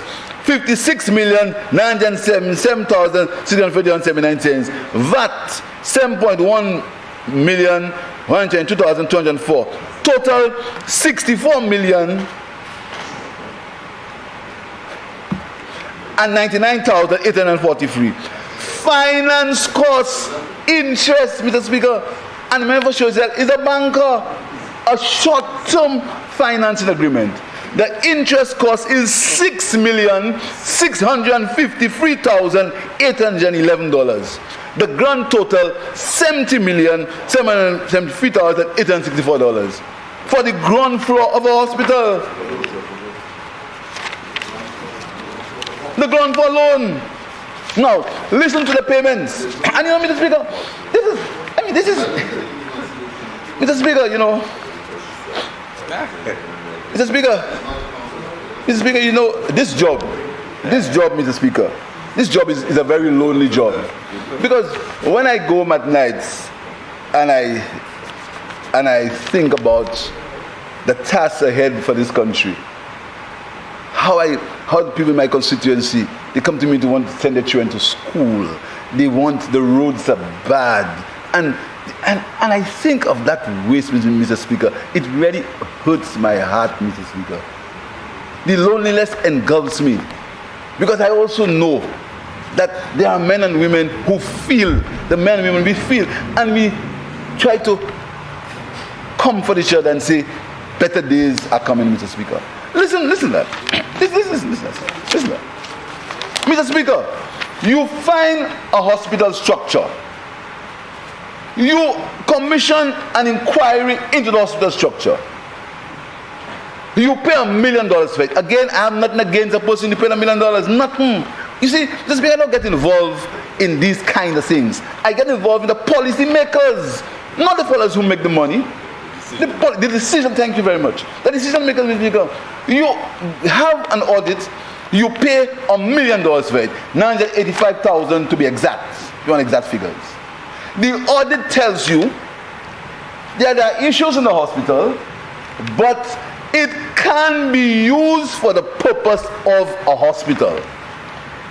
You have, oh my God, Mr. Speaker, you have millions of dollars of material on the site. Last month, we did an inventory on the stuff on the site, and it will break your heart, Mr. Speaker. It will break your heart, because you know, we talked about St. Jude's. It will break your heart to tell you the volume of material that was on the site in St. Jude, and they allowed it to rotten. Medical equipment. Member for Castries, you have 15 minutes left. Mr. Speaker, can I ask, I want some time, you know, because, you know, they open the door, I have to go in. Mr. Speaker, I wish to invoke Standing Orders 4210 to allow the Honorable Prime Minister an extra half hour to complete his presentation. Honorable members, the question is that Standing Order 4210 be invoked to allow the Prime Minister and Minister of Finance an additional 30 minutes in which to complete his rebuttal. And now put the question, as many as of that opinion say aye. Aye. As many as of a contrary opinion say no. I think the ayes have it. Ayes have it. Leave is granted. Please proceed. Thank you, Mr. Speaker. Mr. Speaker, so you I left when you were commissioning the report. You accuse everybody. You say that some of us make bubble, we take material to build our house and things so. You get into government. You take the police and you go and search places to collect material. Then you find most of the material to complete the hospital, most of it, and I'm going to bring the inventory list for this honorable, because as the leader of government business says, the member of Microsoft, we're going to have a debate on St. Jude. That's right.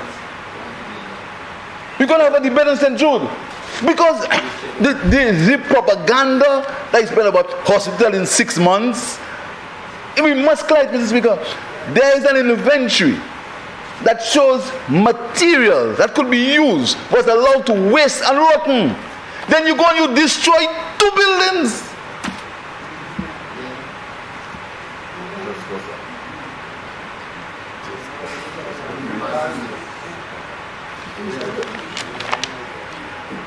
What did he didn't do it? No, I get a new copy. I've ended.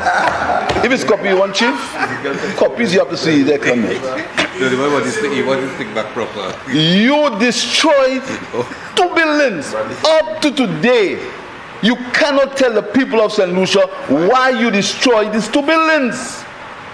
You put a bulldozer in it. The same way you put a bulldozer in the prison and you pay twice for it. You like this bulldozer thing. The same way you put a bulldozer in the bridge in Soufre and you lose election for it. The same way you propose to put a bulldozer in this building and mash it up. You like bulldozers.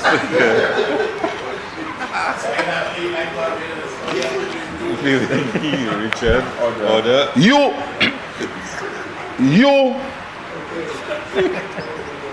refuse to use the material that was there to complete the hospital. The audit tells you you can complete the hospital even though there are some problems. You send somebody to there, you send somebody in there, you send your surrogates in there, one of them says to open your hand, then you cut past the corridor.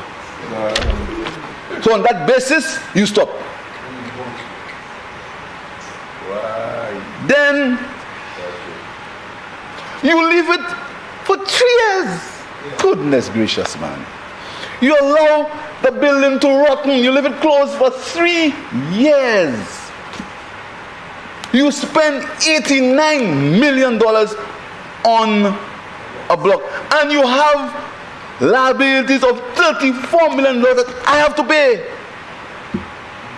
In addition to the 89 years. And plus another 70 for the ground floor alone. Just the ground. That is the reality of St. Jude's, you know, of the block. Plus the fact that we spent $90 million on the old buildings. And look at how you paid it back. And listen to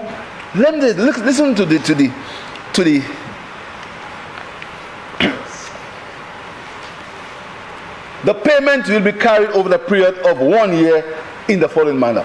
1 year. You mean to tell me this Minister of Finance, say you have a degree in economics, finance and everything else, will look for anywhere where you pay back a loan in 1 year? $70 million in 1 year? I mean, all the advisors, all the accountants and things that are advising you. 70, I'm sure. I have my money down on that. No banker. If you bring that for banker, the banker will tell you it's too good to be true. Leave his office. The banker will say it's too good to be true. Leave his office. This is not bridging finance, you know. It's not a bridging finance that say, you know, you say to yourself, listen to me, I'm getting a loan, so give me some money and I'll give you back the money as I can. You have no idea where you're getting it from. Listen to how you're getting it. The payment will be carried over the period of 1 year in the following manner. Within 3 months of signing this agreement, the client will pay EC $26 million in Eastern Caribbean currency, the source being a loan from the Republic of China in Taiwan identified as loan agreement 602184007. Now let me tell you something. Mr. Speaker. You see that same loan agreement? It was earmarked to do something else.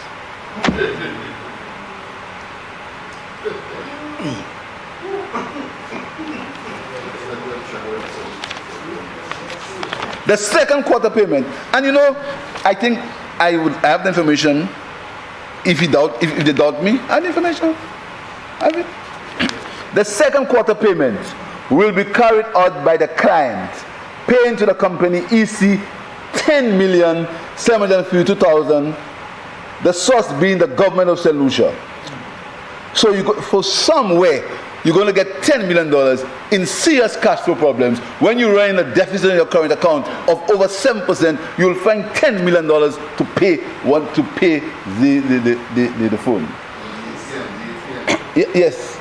The third payment will be carried out by the client, paying the company EC $18,710,000. The source being the government of St. Lucia.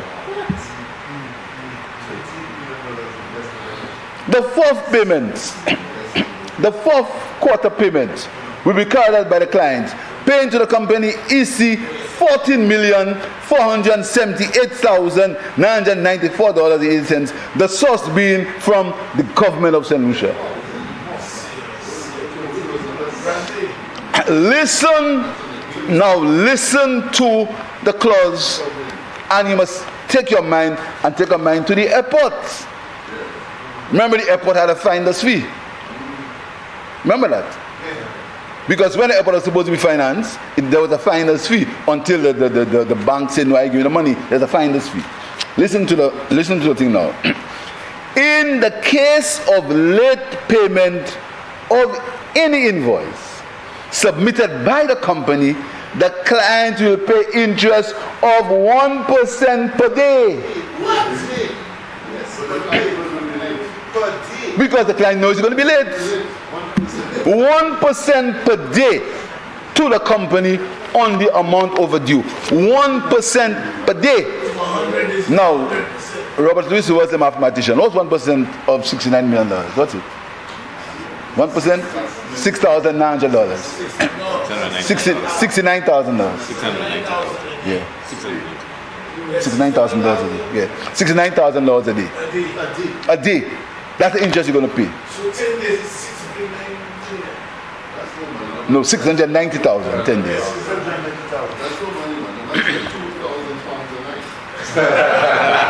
10 days. And that is the agreement. Mr. Speaker, I hope the public of St. Lucia, I hope we're hearing that, because forget about your political bias. Forget about if you think Philip J. Pierre is this and that. Forget about that. 1% per day on the late payment, Mr. Speaker. So if you're on the first late loan payment, you pay $69,000. 10 days, $690,000. After you have an interest rate of $6 million per year. Goodness gracious.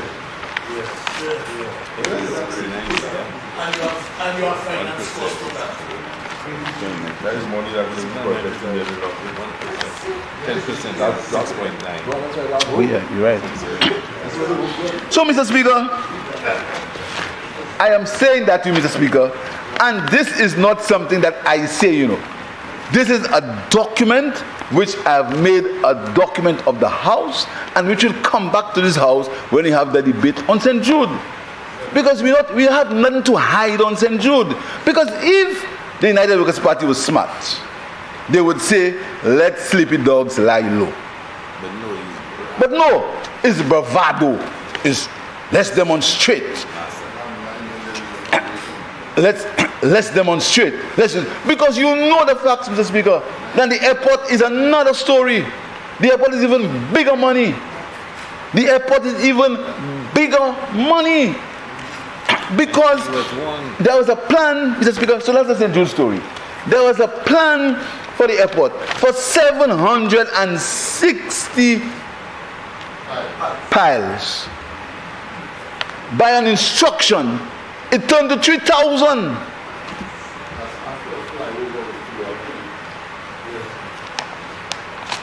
We'll come. We'll discuss all of it here, Mr. Speaker. And there is, in the airport had an elevated departure lounge. So you're driving up to get to the thing. The study said, which airport in the world you have to drive up to go?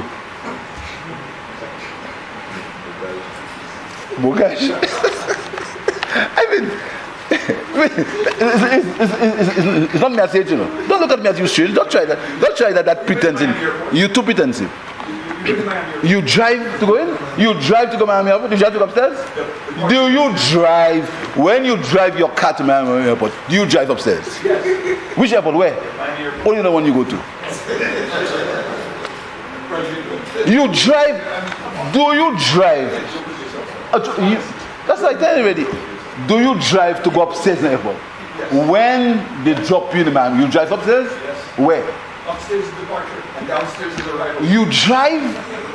You don't drive? You drive? So how do you get rid of your luggage? You take it out of the car. But you park on the side and make it empty on the side. That's what happens in the airport. No, you have to drive up. You see, your problem is you're wrong and strong. You see, you fool yourself so much. That's why you fool yourself to where you are, you know.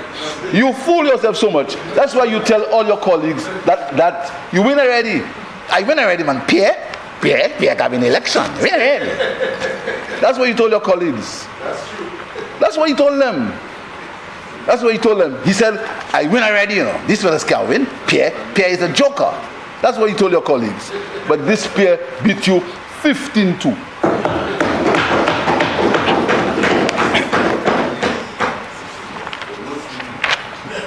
Jeremiah says 16.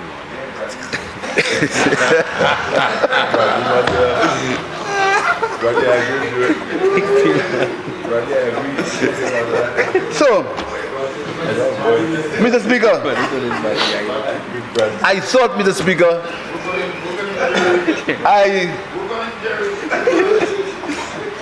No, you know he's welcome. You know he's welcome. Mr. Speaker, you want your document? Give the honorable his document first.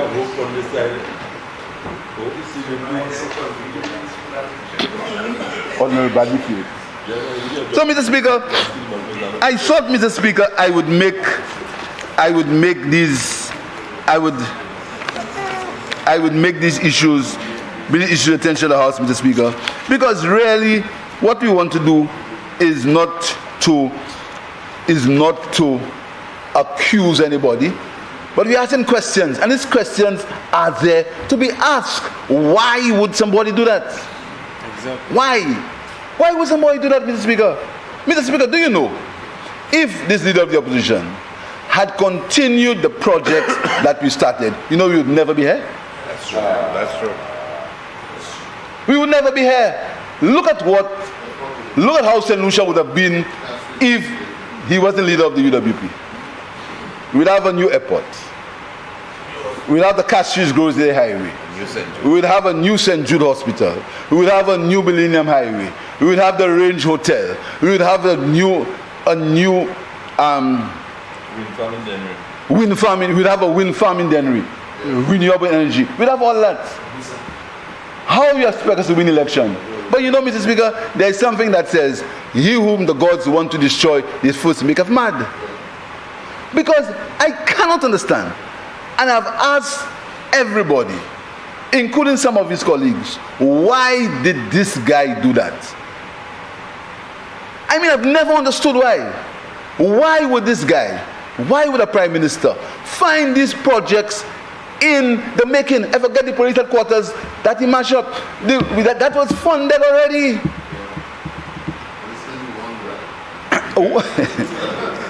I'm saying to myself, why did this guy do that?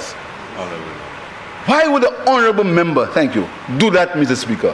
Find a country where the deficit on current account was near prudential levels, 3%. And the debt to GDP ratio, before it was rebased, was at 70%, rebasing took it to 61%. That's what he found. That's what he found. And you take all that and you throw it down the drain to live on a dream. You did not know that it takes years when you dismantle a project to put it back up. You didn't know that.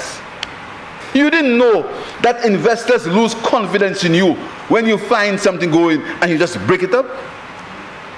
Mr. Speaker, so we need to get answers to these questions, Mr. Speaker. So, Mr. Speaker, I want to thank the members for supporting this bill. I want to tell you, Mr. Speaker, that what we want to do is to raise the level of governance in St. Lucia. And the leader of the opposition always opens the door to make me go in. He always does that. He doesn't learn from his mistakes, Mr. Speaker. And that is why the members of his party summons him to meetings and they don't attend.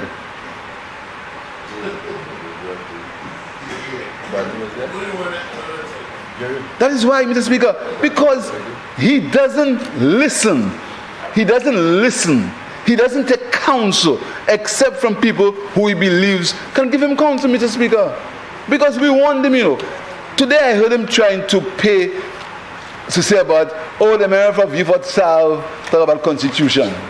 You know, one of them sat there and he said to the member of Beaufort South who was sitting there, he said to him, if I have a case, he said, if I have a case for a foul cage, I won't give it to you. He said to the member of Kashi South, you can't run the cricket ball there, you want to run a country? He sat there and he did not say to the member, do not, sometimes we say to our people, our minister, don't say that. He never said to the member not to say that. But now he's trying to play, he's so pious and nice. Oh, the member of Beaufort South is a constitutional lawyer. Achoma Konatsa.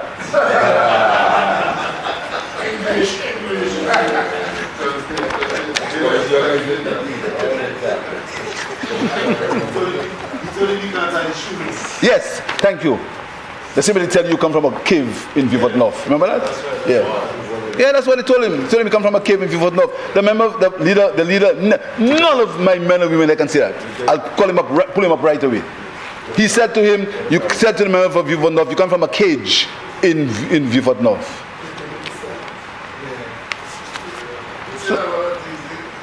So, Mr. Speaker, I want to say to the public of St. Lucia that this bill, this act is for them. It's a promise that we made to them to bring the level of governance to this country to a higher level. It's an act that believes that being in government is to serve and not in government to make money. It's an act that believes that you must respect the people of the country, you must respect the finances of the country. And it's an act that we hope will raise the bar and raise the level of governance, transparency, and accountability in this country. I thank you, Mr. Speaker.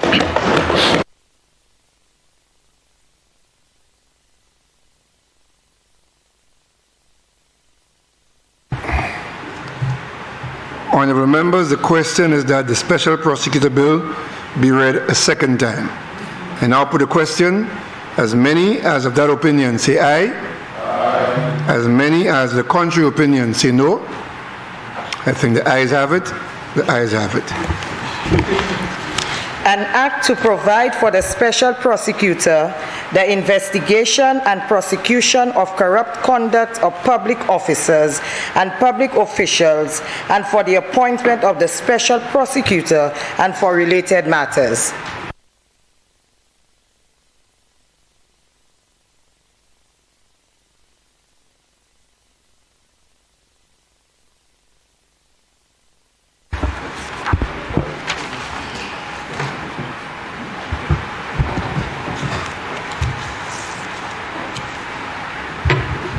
Clause 2.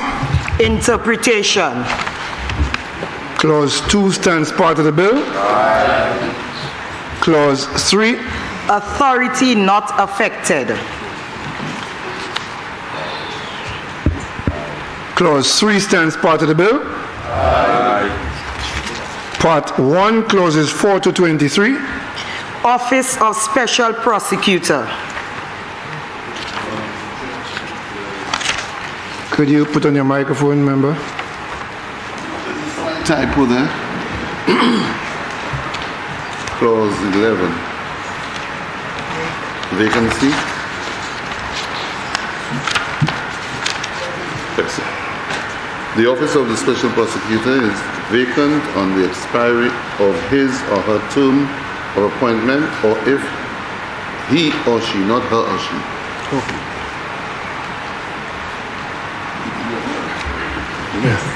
Yes, I got it.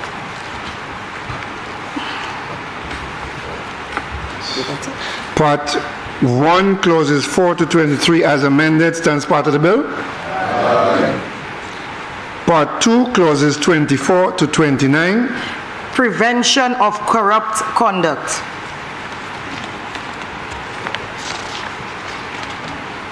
Part 2, clauses 24 to 29 stands part of the bill. Part 3, clauses 30 to 31. Miscellaneous.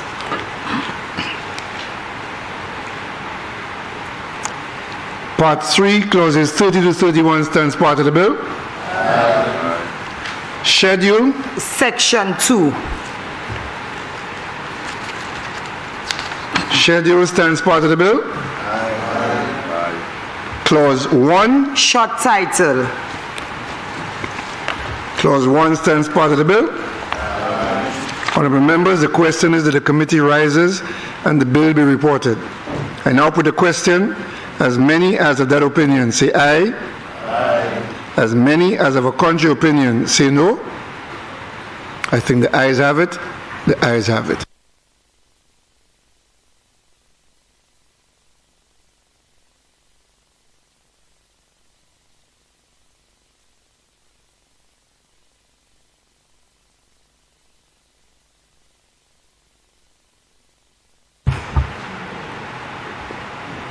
Honorable members, I beg to report that the Special Prosecutor Bill went through committee stage with amendment to Clause 11. Prime Minister, Minister of Finance. Mr. Speaker, I move that the report of the committee be adopted and the bill be read a third time and passed. Honorable members, the question is that the report of the committee be adopted and that the Special Prosecutor Bill be read a third time and passed. I now put the question. As many as of that opinion say aye. Aye. As many as of a contrary opinion say no. I think the ayes have it. The ayes have it. Be it enacted by the Queen's Most Excellent Majesty, by and with the advice and consent of the House of Assembly and the Senate of St. Lucia, and by the authority of the same as follows. This act may be cited as the Special Prosecutor Act 2022.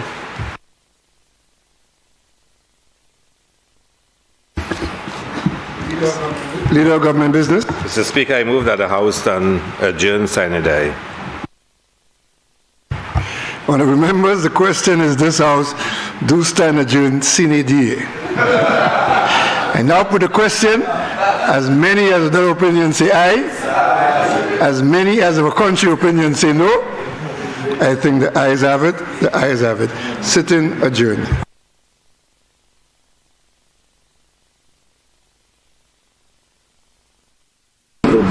Session qui consiste aujourd'hui avec discussion particulièrement la tenue l'autre bagaille qui a discuté comme était en commencement était discuté c'est le public debt management and security mais la partie de discussion ça qui était en chaque discussion c'était ça qui est special prosecutor ça veut dire un avocat un monde qui est particulièrement appointé pour pas juger ça Judicial Services Commission, c'est eux, ça c'est un constitue juge avec avocat qui est indépendant du gouvernement qui a appointé un monde qui a fait investigation, ça fait corruption. Ça c'est en loi avec comme contre-temps, ça c'est partisan étoile là, il était à campagne, c'est ça il était pour mettre qui fait, il était fait avec eux fait ça aujourd'hui avec une discussion, là tenu plusieurs un premier ministre, honorable Stephen Philippe J. Pierre, il présentait une motion avec il dit que c'est pas moun yo qui a gardé, c'est pas yo pas qu'à garder présenter loi ça là pour aller des moun quand yo ka dit en anglais en weekend il pour mettre qui ça c'est prosecutor ça là et ben appointement ça là c'est un moun qui est indépendant et qui aussi dit que ça c'est un moun qui gagne un chai respect avec c'est un moun qui a expérience c'est raison qui fait il a fait qualité de bagaille ça là et ben appointement ça là c'est puisqu'il est nécessaire pour ni bon gouvernance en pays puisqu'ils a fait corruption qui a détruit un pays ils a fait corruption qui a empêché la vie marcher bien avec plusieurs membres différents membres concept là aussi membres opposition participer en discussion ils tout fait contribution yo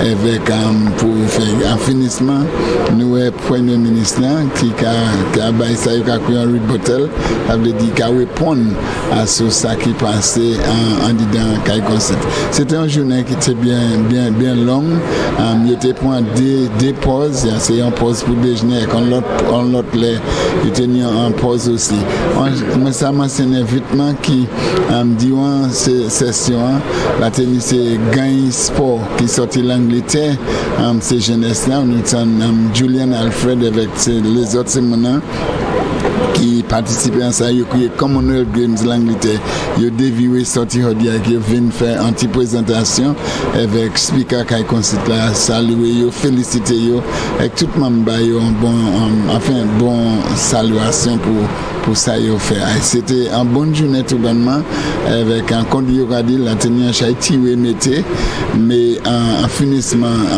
loi a passé avec nous qu'à espérer que ça qui a fait ça c'est l'autre chambre en parlement ça c'est Sénat là qui a joint jeudi à 10h pour continuer à discuter en différentes façades. Eh bien, myself c'est Winston. Yes, I'd just like to tell you viewers and the listeners that the special prosecutor's bill has passed the lower house of Parliament. The bill provides for the special prosecutor to investigate and present corrupt conduct of public officers and public officials.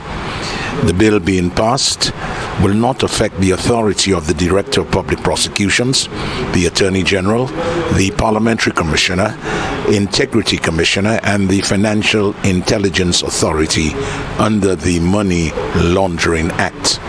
The special prosecutor is a public officer, and the public service sets the terms and conditions of his or her appointment. The upper house, which is the Senate, will meet on Tuesday, and then the bill will become law. From the St. Lucia House of Assembly, on behalf of Michael Gasper and the rest of the NTN crew, I am Winston Springer, bidding you a pleasant night's rest and a good day tomorrow. Good night, everyone.